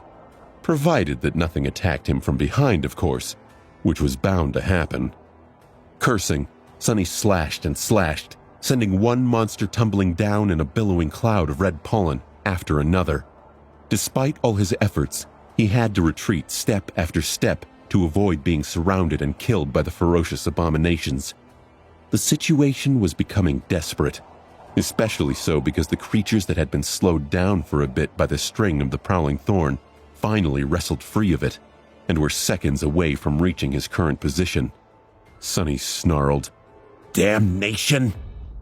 Sending a primate that was facing him staggering back with a devastating blow of the midnight shard, Sonny desperately spun to deflect the attack from the creature approaching him from the back. However, he was a fraction of a second too late. Realizing that he wouldn't be able to block or dodge the paw of the monstrous ape, Sonny feverishly tried to come up with a way to minimize the damage at least. But just as the claws of the creature were about to grab onto his neck, a swift shadow suddenly fell from the skies. Catching the primate with its sharp mandibles, one of the locusts easily tore its head off and dashed back, devouring the prey with terrifying speed as it flew. In the next moment, more flesh reavers fell from the skies, aiming at the climbing primates. The two tribes of nightmare creatures were suddenly locked in a ferocious battle, with the 6 humans hopelessly stuck in between.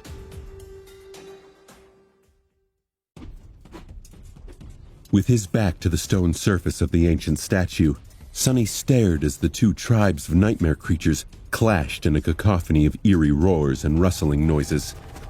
Discovering a new target, swarming locusts swiftly fell from the skies and cut into the horde of the Bloodflower hosts, devouring scores of unfortunate primates in mere moments.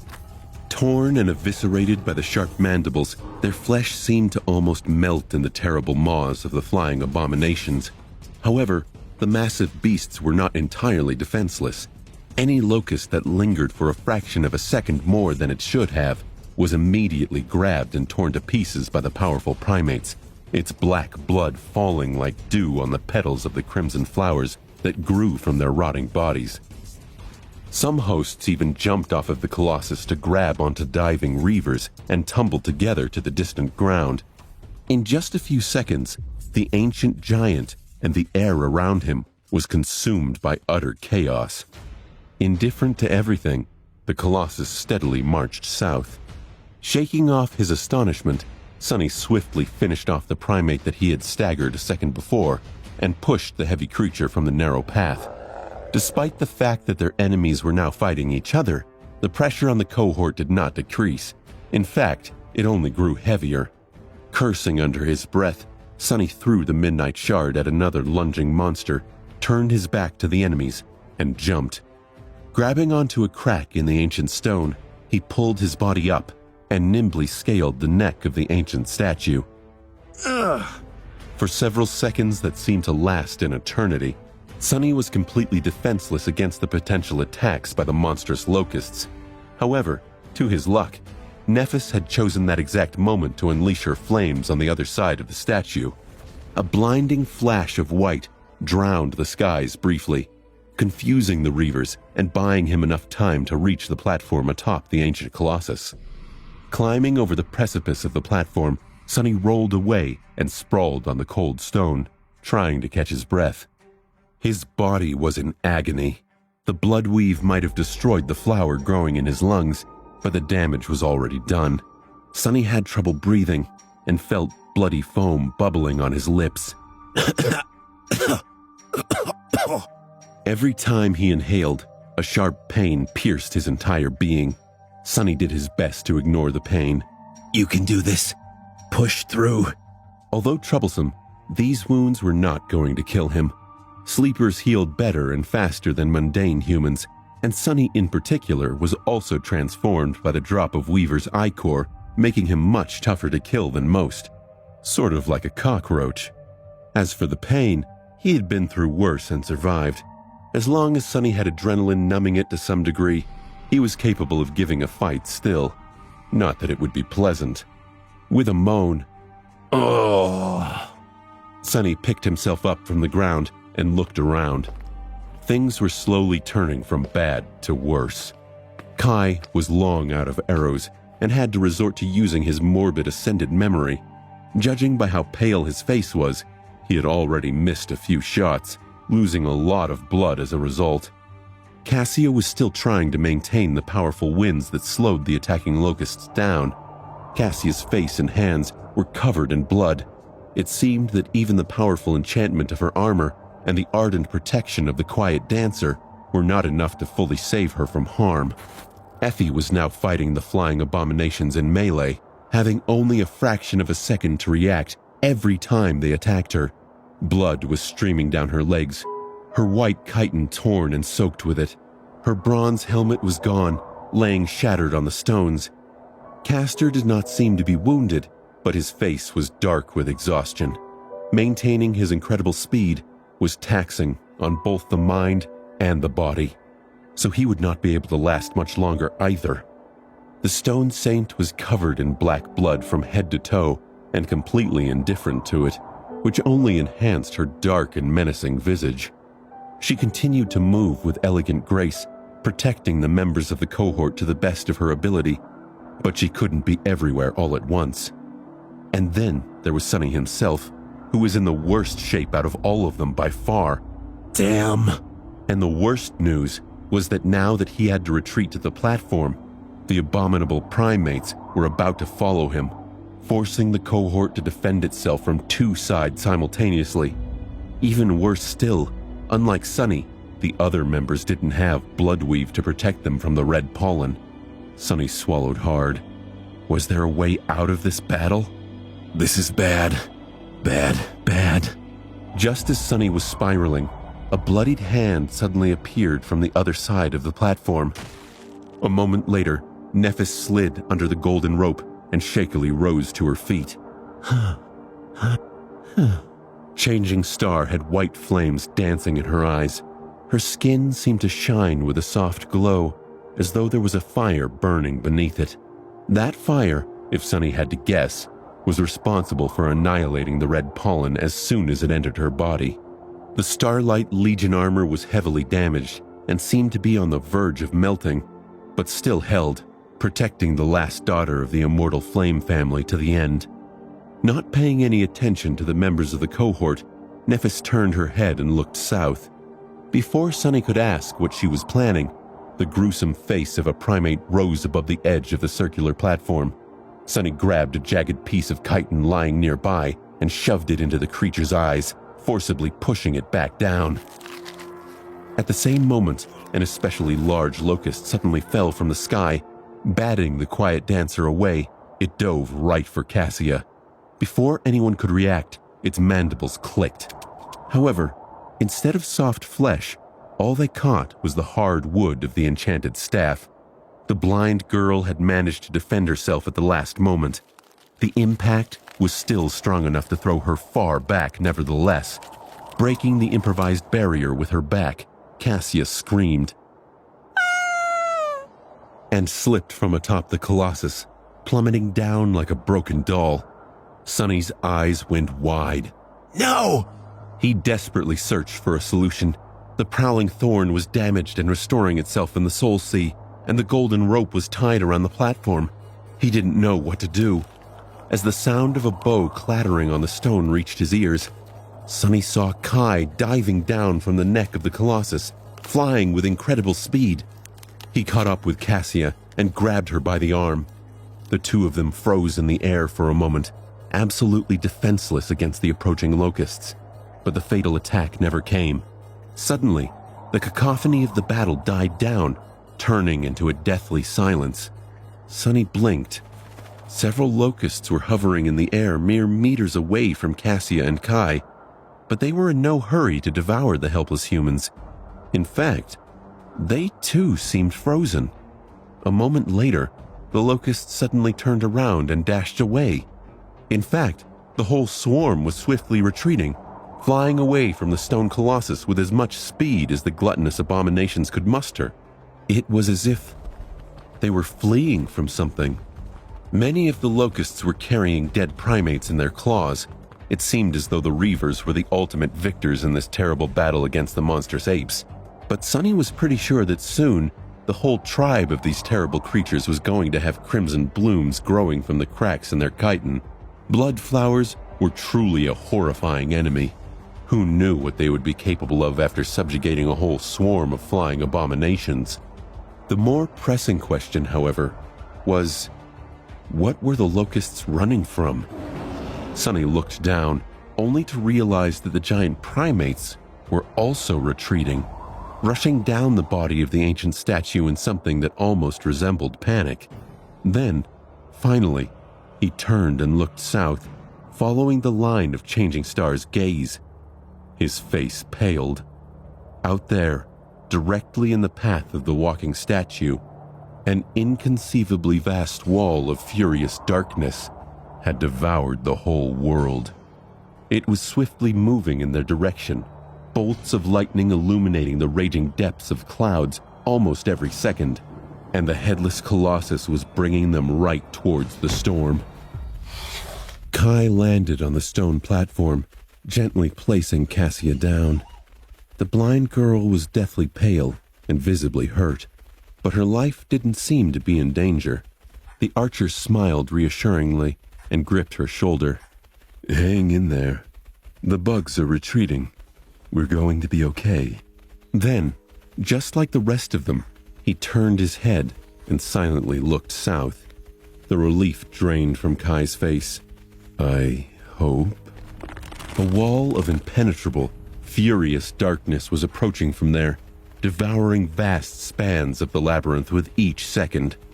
To Sonny, it felt like an endless ocean of deranged shadows was rushing to drown them. The pressure he felt was almost as bad as that of the ominous Crimson Spire. The Colossus was marching toward the darkness, completely indifferent to its menacing oppression, and bringing the cohort along with it. The wind rustled Sonny's hair. In the stunned silence, Effie suddenly fell to her knees with a pained groan. Her hands were pressed against the breach in her archaic cuirass, bright blood streaming from beneath them. That sound brought everyone back to reality. With a grim expression on her face, Nephis walked over to the wounded huntress and gently placed her hands on her body. A moment later, soft white radiance shone through the cracks of Effie's armor, healing her wounds and taking the pain away. Changing Star closed her eyes and bit her lip, drops of crimson blood rolling down her ivory skin. To take away her companion's suffering, she had to endure a much more harrowing torture. Sonny coughed.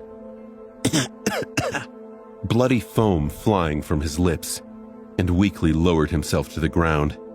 He didn't feel too well. The wall of darkness was growing closer with every moment. The wind was picking up, whistling in the cracks of the ancient statue. It brought the smell of the sea with it. Sonny grimaced and commanded the stone saint to walk over and stand above him. Castor had a grim look on his face as he surveyed his broken and badly beaten allies. What are we going to do now? Kai shivered, glanced at the raging wall of clouds. His voice wavered, thick with uncertainty. Climb lower? The lightning is bound to be drawn to the neck of this giant. Sonny shook his head. We can't. The sea is going to rise, so most of the statue will be submerged underwater. We will be lucky if the waves aren't high enough to reach this platform. The archer sighed and looked down. So then, we're dead? We either die in the storm or die in the ocean. Sonny smiled darkly. Don't worry. Stone doesn't conduct electricity too well, so we will be safe from the lightning. Most likely. What we should really be afraid of are the things that all that commotion might attract. After that, he bent over in another fit of painful coughing. Sonny winced and thought to himself, that and dying from our injuries. By that time, Nephis was done healing Effie. Walking over, she kneeled and looked at Sonny. Unexpectedly, there was an expression of sincere worry on her face. Her voice was strained. Did you inhale that pollen? Sonny tried to grin but ended up coughing up more blood instead. Yeah, a little. But don't fret, it's not. There are no flowers growing in my lungs anymore. Neff's face twitched, and she outstretched her hands to place them on Sonny's chest. However, he caught them in the air with his own and stopped her. Her skin was soft and cool to the touch. Sonny lowered his tone and caught her eye. He shot her a reassuring glance. Don't bother with me. I'll be fine. Take a look at Cassia instead. Changing Star stared at him for a few moments. She looked as if she was trying to process something. But doesn't it hurt? He pushed her hands away and shook his head. Not as bad as it is going to hurt you. Nephis frowned. I am used to it. Sonny looked at her for a long time, his expression hard to read. Sometimes he was convinced her self-sacrificing tendencies would be the death of her. I know, but I don't want you to be used to it. You shouldn't be, especially not on my account. The weight of the things he left unsaid hung between them for a few moments. Nephis tilted her head slightly. then turned away. She sighed and lingered around him for a few seconds, but ultimately she walked away without uttering another word. Sonny lowered his head and remained motionless for a while. He closed his eyes and whispered to himself, It's better this way. Being afraid of pain was the most human thing there was. He couldn't help but feel that every time Nephis silently endured the terrifying torture of her flaw, a part of her humanity was burned away by the merciless purity of the radiant white flames. He didn't want to see it happen. Not to mention that he was the last person in the world the changing star should have been helping, because suddenly a deafening thunderclap rolled over them, forcing the members of the cohort to flinch. The light of day dimmed, and the cold wind furiously crashed into them, bearing drops of salty black water with it. Done checking up on Cassia, Nephis glanced forward and scowled. They were almost out of time. "Get ready! Hold!" With that, she summoned her sword and held it with both hands. As the incandescent light ignited the silver blade, Changing Star thrust the sword deep into the stone, melting it. Kneeling down, she gripped the sword and prepared for the onslaught of the storm. By her side, Effie sighed and grabbed onto a crack in the stone with one hand. With the other, she drew Cassia close and hugged her. Castor followed their leader's example and used his enchanted sword to anchor himself to the platform. Sonny glanced at them and grimaced. Standing above him, the stone saint discarded her shield and lowered one shoulder, preparing to withstand the hurricane winds. Without anything better to hold onto, Sonny hugged the thigh of his echo and closed his eyes, embarrassed by the indignity. Before he could really revel in it, though, something plopped on the ground near him. Opening one eye, Sonny was surprised to see Kai. What are you doing here? The archer smiled with embarrassment and coughed. Well, you see, I don't have a sword that can cut stone or Herculean strength, so, mind if I hold on to the other thigh of your sturdy stone companion? Sonny glared at him for a couple of seconds, and then scoffed. Fine, whatever. Just hold on tight. As the endless wall of darkness approached, the headless colossus steadily walked forward, and then dove straight into the furious embrace of the harrowing storm. A stray drop of rain fell on Sonny's cheek. The howling of the wind grew louder. A moment later, the whole world was suddenly darkened. And he was assaulted by a furious gale. The water pelted him in the face, drowning the curse Sonny was about to yell. Sonny could barely see inches from his face.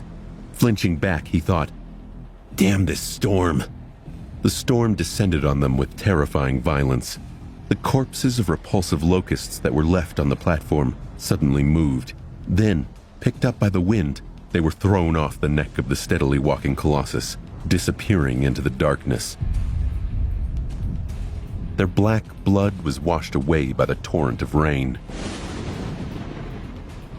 A blinding flash of lightning pierced the veil of clouds, followed by a deafening thunderclap. As the stone became slippery and wet, Sonny felt his body being forcefully pushed away from its surface by the gale. Gripping the stone saint tighter, he gasped and grimaced. Pain pierced his damaged lungs. He gritted his teeth and thought, Worst amusement ride ever. Fortunately, the heavy echo was not moved by the tremendous pressure of the hurricane. Firmly planting herself on the surface of the platform, she turned her torso and lowered a shoulder, cutting the wind with her solid stone body. To her side, Nephis, Castor, and Effie were desperately holding on against the assault of the hurricane. With some effort, they were also able to resist it. But the worst was still to come. Hidden from the sun, the dark sea was rising from the depths. Sonny could hear the deep rumbling of the black water rushing through the twisting passages of the labyrinth and washing over the mounds of crimson coral. Soon, the stone giant was walking through it, creating a furious whirlpool with each step of his gargantuan feet. Another lightning tore the skies apart, illuminating the world made of nothing but wind, water, and darkness. Hit by an especially violent gust of wind, the stone saint slid a few centimeters back and sent Sunny's heart into a momentary panic. The stone saint took a step forward, regaining ground. Sunny breathed a sigh of relief and heard Kai next to him. The beautiful archer was clearly having his own issues maintaining his grip, but he had no other choice. With winds this strong, even Kai's gift of flight couldn't save him. He glanced down and stared in horror as the black water covered the knees of the statue the cohort was using for transport. He stood powerlessly as the water moved up its abdomen, then its chest. Following a long and torturous span of time spent holding on to the echo and enduring the onslaught of the storm, Sunny saw the raging waves flowing over the broken battlements on the shoulder of the ancient statue. His face became grim. During the previous night, the dark sea had not risen high enough to reach the neck of the statue they were sheltering on. However, with how high the waves were, things were bound to change. Sunny first felt the chill in his toes as the rising tides reached over the rounded platform beneath him and sloshed over his feet. The water is going to reach us! As though answering his thoughts, a massive wave crashed into the neck of the Colossus, washing over the platform. The members of the cohort were hit by a wall of blackness and instantly drenched from head to toe in salty seawater. Luckily, no one was washed away, for now. The howling wind, the furious onslaught of rain, the constant flashes of lightning, and the violent cacophony of thunderclaps were already enough to instill in them the feeling that the whole world was about to split apart and crumble. With the dark waves rising to strike at the stone platform over and over again, the situation became truly disastrous. And yet, they held on. Minute after minute, against all odds, the 6 humans clung to the ancient stone, refusing to be taken away by the raging tempest. Sunny didn't know how much time had passed, or how far the Colossus had walked into the depths of the storm, but there was no sign of it growing weaker. However, this wasn't even what he was really afraid of. His true fear hid not in the skies that had gone mad, but in the lightless depths of the cursed sea. And soon, inevitably, his worst fears came true. With a harrowing sense of premonition, Sunny suddenly lowered his head and gazed down, as though trying to see through the mass of ancient stone. Deep beneath them, he felt the gargantuan shadow rising from the depths. One of the unspeakable terrors of the dark sea was crawling from whatever abyss that had spawned it to face the marching Colossus. Looking up, Sunny saw Kai desperately clinging to the stone saint behind him. For once, the archer did not seem dazzling. He was just wet, pale, and scared out of his wits. Behind him, Nephis was kneeling on the stones, gripping the hilt of her silver sword, her fingers white and bloodless. Straining his hurting lungs, Sunny raised his voice above the storm. Be ready! The However, before he could finish, her eyes suddenly grew wide. Swiftly turning around, Sunny saw a gargantuan tentacle slowly rising from the seething waves. Illuminated by a flash of lightning, it looked like a tall, grotesque black tower. It pierced the skies and froze for a moment, looming over the ancient Colossus. Feeling his heart skip a bit, Sunny realized that he knew the sight of it. This was the same gigantic black tentacle he saw on his first night on the Forgotten Shore, the one that had effortlessly pulled the enormous monstrous shark under the waves and tore it in halves like a little fish. The abomination that even corrupted nightmare creatures were afraid of. Falling from above, the gargantuan tentacle crashed on the moving statue and coiled itself around its neck. Before Sunny could react, the gigantic tentacle was already wrapped around the neck of the Colossus. Its bulbous flesh suddenly contracted as though trying to strangle the stone giant and pull him beneath the waves. Without ever slowing down, the ancient statue continued to walk forward. Then, in a roar of falling water, its colossal hand arose from the depths of the cursed sea and grabbed onto the tentacle. Grasping it in his stone fist, the Colossus lingered for a moment and easily tore the tentacle apart. Sonny's eyes widened. One part of the gigantic black tentacle convulsed and slid off the neck of the ancient Colossus, falling into the raging waves. The other part stubbornly tried to coil around his arm, but was pushed away by the stone palm and dispersed back into the depths of the cursed sea. For a few moments, the black water was silent. For half a second, Sonny thought the creature may slink away defeated, but he was wrong. He was very wrong. The whole surface of the waters suddenly exploded into the skies.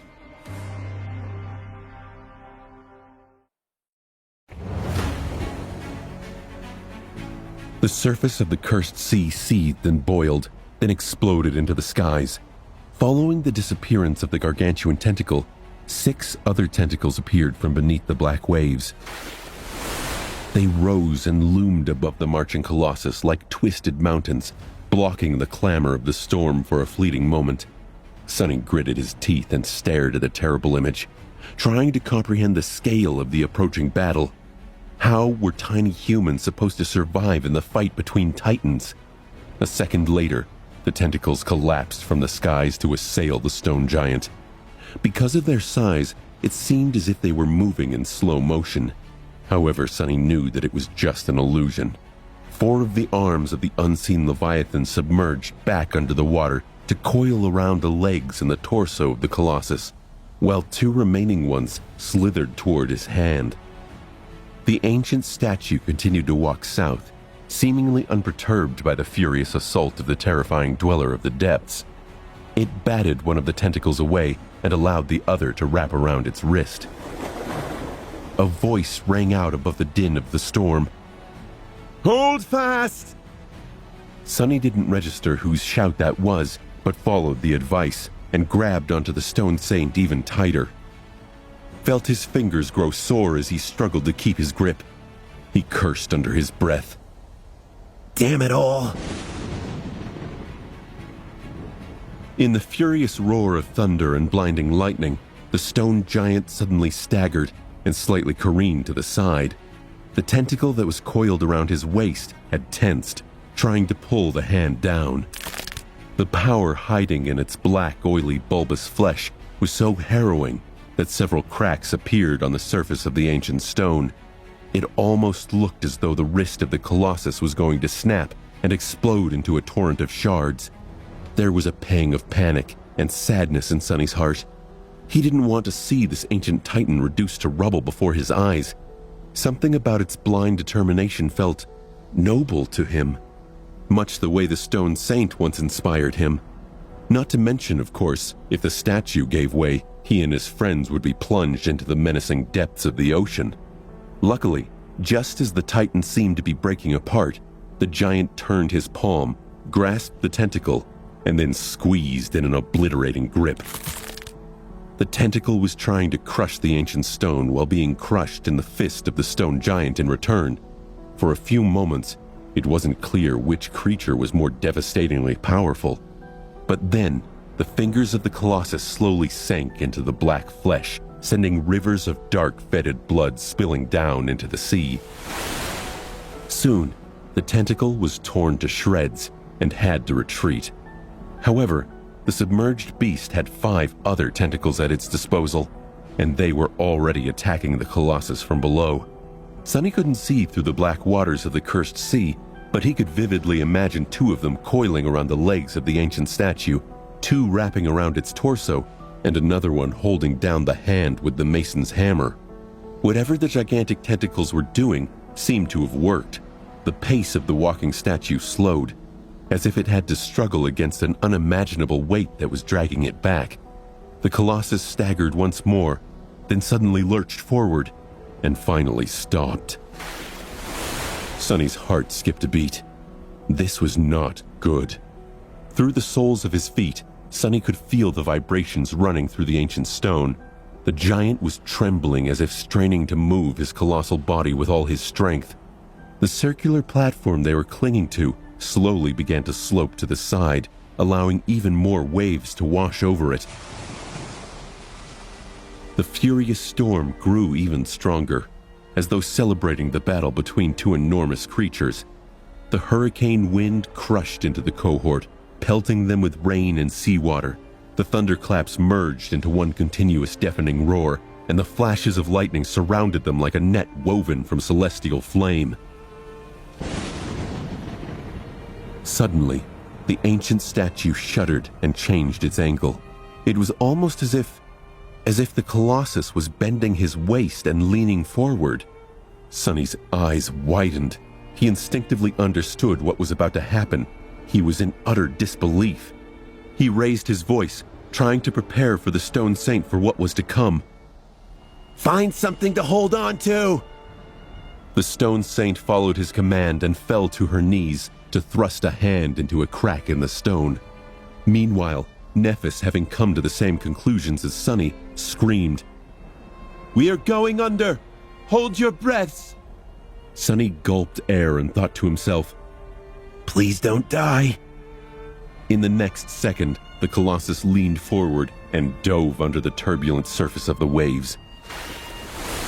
Sonny barely had time to process the events unfolding.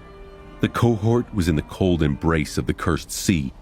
Only, unlike the previous day when they had to cross the canyon, this time they were being pulled deep into the void of darkness instead of across it.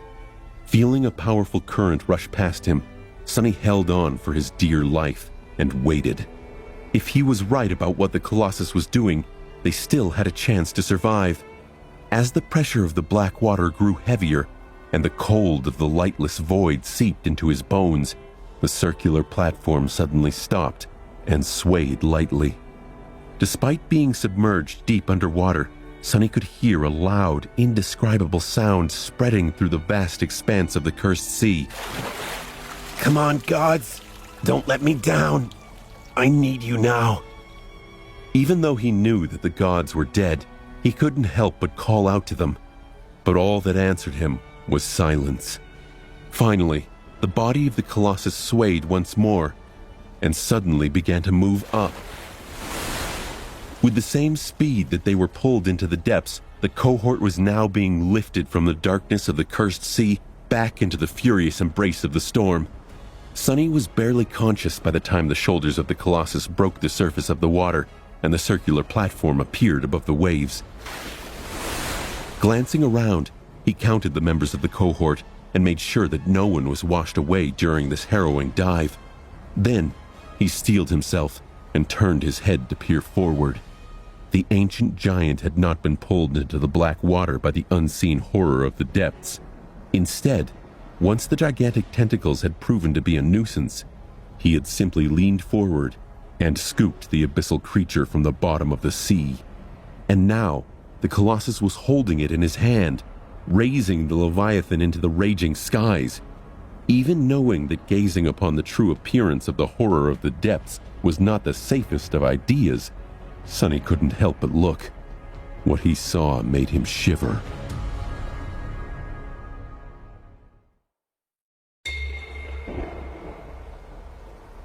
Held in the ancient statue's hand was a gargantuan skull that looked almost like that of a human, but simultaneously vastly different. It was humanoid in shape, but the features were all wrong. If Sonny had to describe what exactly was different about it, he would have trouble putting it into words, but everything about the skull screamed of wrongness, malignity, and evil. The vile aura it radiated was almost palpable to the touch. Sonny suddenly felt nauseous and weak, as if just looking at the gargantuan skull was seeping the life out of him. The sensation was somewhat similar to that he had experienced when trying to read the runes describing the unknown, only magnified by 1,000 times. The most prominent and obvious difference between this thing and humans was that the gargantuan skull had 3 eye sockets instead of 2. The third eye socket was situated above the other ones, right in the middle of its forehead. Its canines were also more prominent and heavy than that of a human. The lower jaw of the skull was missing, and it was from there that the 7 gigantic tentacles protruded. Surprisingly, Looking at the tentacles themselves did not unnerve Sonny as much as the creature's face. Sonny had encountered many twisted and strange beings in this world, and yet the anatomy of this nightmare creature was baffling to him. Why would tentacles simply grow out of a monster's neck? Where was its body? And if it was alive, how come its skull was picked clean? With a sense of dark astonishment, Sonny realized that the horror of the depths was using the terrible skull as a shell. Like some sort of demented snail or hermit crab, the creature was hiding inside the hollowed-out skull like a weak and vulnerable sea creature would. Only, nothing weak or vulnerable would have ever survived the corruption of these ancient bones. In fact, Sonny could see the black, oily flesh bulging from the dark chasms of the skull's 3 cavernous eye sockets. In a flash of lightning, Sonny noticed that the tentacles were moving, coiling themselves around the arm of the stone colossus. 3 of them were heavily damaged, but the remaining 4 were still full of unimaginable power. Their combined strength was more than enough to shatter the ancient stone. Despite the fact that his arm was already starting to crack, the colossus seemed indifferent to the devastating embrace of the abyssal creature. Sonny blinked in confusion, trying to parse out what the colossus was doing. Why wasn't he concerned about this nautilus from hell? As if answering his question, the dark sea suddenly surged and split apart, releasing the stone giant's other arm from its cold depths. With rivers of black water streaming from it, the hand of the colossus slowly rose, reaching all the way into the raging skies. The hurricane winds broke against it, powerless to move the arm of the colossus even by a centimeter. The hammer gripped in his hand was suddenly enveloped in a ghostly blue glow. No, it wasn't really a glow. In were arcs of electricity running all over its surface. They were the harbingers of... Sonny's eyes widened. In the next moment, a bolt of lightning connected the hammer to the skies, and then another, and another. Dozens of lightning bolts landed on the stone hammer in short succession, the roar of thunder almost shattering the whole world. Enveloped in the raging shroud of electricity, the ancient stone heated and turned incandescently bright, emanating a furious orange glow. For a moment, everything was still. And then, with the same calm indifference, the colossus brought his burning hammer down and delivered a devastating blow to the aberrant skull. The beak of the hammer easily shattered the ancient bone and sank deep into the flesh of the horror hiding within. Sonny stared, paralyzed by awe. But in the next moment, he was thrown back by a terrible, ear-piercing, cacophonous wail. That wail was like nothing that a living being should ever have been able to produce, and much louder than even the deafening thunder tearing the raging skies. It came from the dweller of the depth, whose body was deeply wounded by the stone colossus. Peering at it, Sonny saw a vast wave of dark blood gush from the terrible wound delivered to the abyssal creature. No, not blood. It was something different. What flowed from the body of the horror of the depths was nothing but pure darkness. And the wall of it was heading right for them. Suddenly, Sonny was overwhelmed by a sense of mortal danger. To the rest of the cohort, the darkness spilling from the terror's body must have looked no different from the tenumbrous mass of storm clouds that surrounded them, the black surface of the sea, or even the fetid blood of the giant locust that they had slain earlier. But Sonny, who could see through any shadow, knew instantly that it was not the same, because his gaze could not penetrate the lightless, undulating surface of it at all. Somehow, he was certain that if that darkness touched their bodies, all of them would be done for, doomed to a fate 100 times worse than death. The kind of fate he couldn't even conceive of, let alone imagine. Sonny wasn't sure how he knew it, but he was more certain of this than he had ever been. Twisting his body, Sonny opened his mouth and screamed as loud as he could. Neff! Light! There was no more than a second left before the wave of darkness washed over them. If Changing Star was late even by a moment, or wasted time thinking over his words and deciding whether she should listen to him, if she didn't trust him, if she doubted him for any reason, they'd be doomed. But she didn't. As soon as Nephis heard the unreserved panic in Sunny's voice, she instantly summoned her flames and channeled them into her sword. A blinding white radiance suddenly enveloped the cohort, pushing the blackness of the storm away. When the wave of true darkness that flowed from the abyssal creature's wound touched the pure light, it simply ceased to exist, disappearing like a vestige of a nightmare in the brightness of day. Sunny exhaled and fell to the stones, drained of all strength. Glancing forward, he saw the ancient Colossus remove his hammer and indifferently drop the harrowing giant skull back into the surging waters of the cursed sea.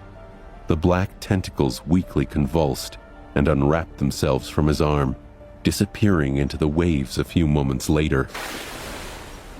Without paying them any attention, the ancient statue lowered the hammer and continued its march south. It was as if nothing had happened. Sunny gritted his teeth and gathered whatever endurance he had left to grab onto the stone saint once again. The storm was still raging. However, somehow, it didn't seem as frightening and dangerous anymore. Indeed, nothing else happened to them. Hours later, the raging winds grew weaker, and the torrent of rain slowly turned into a light drizzle.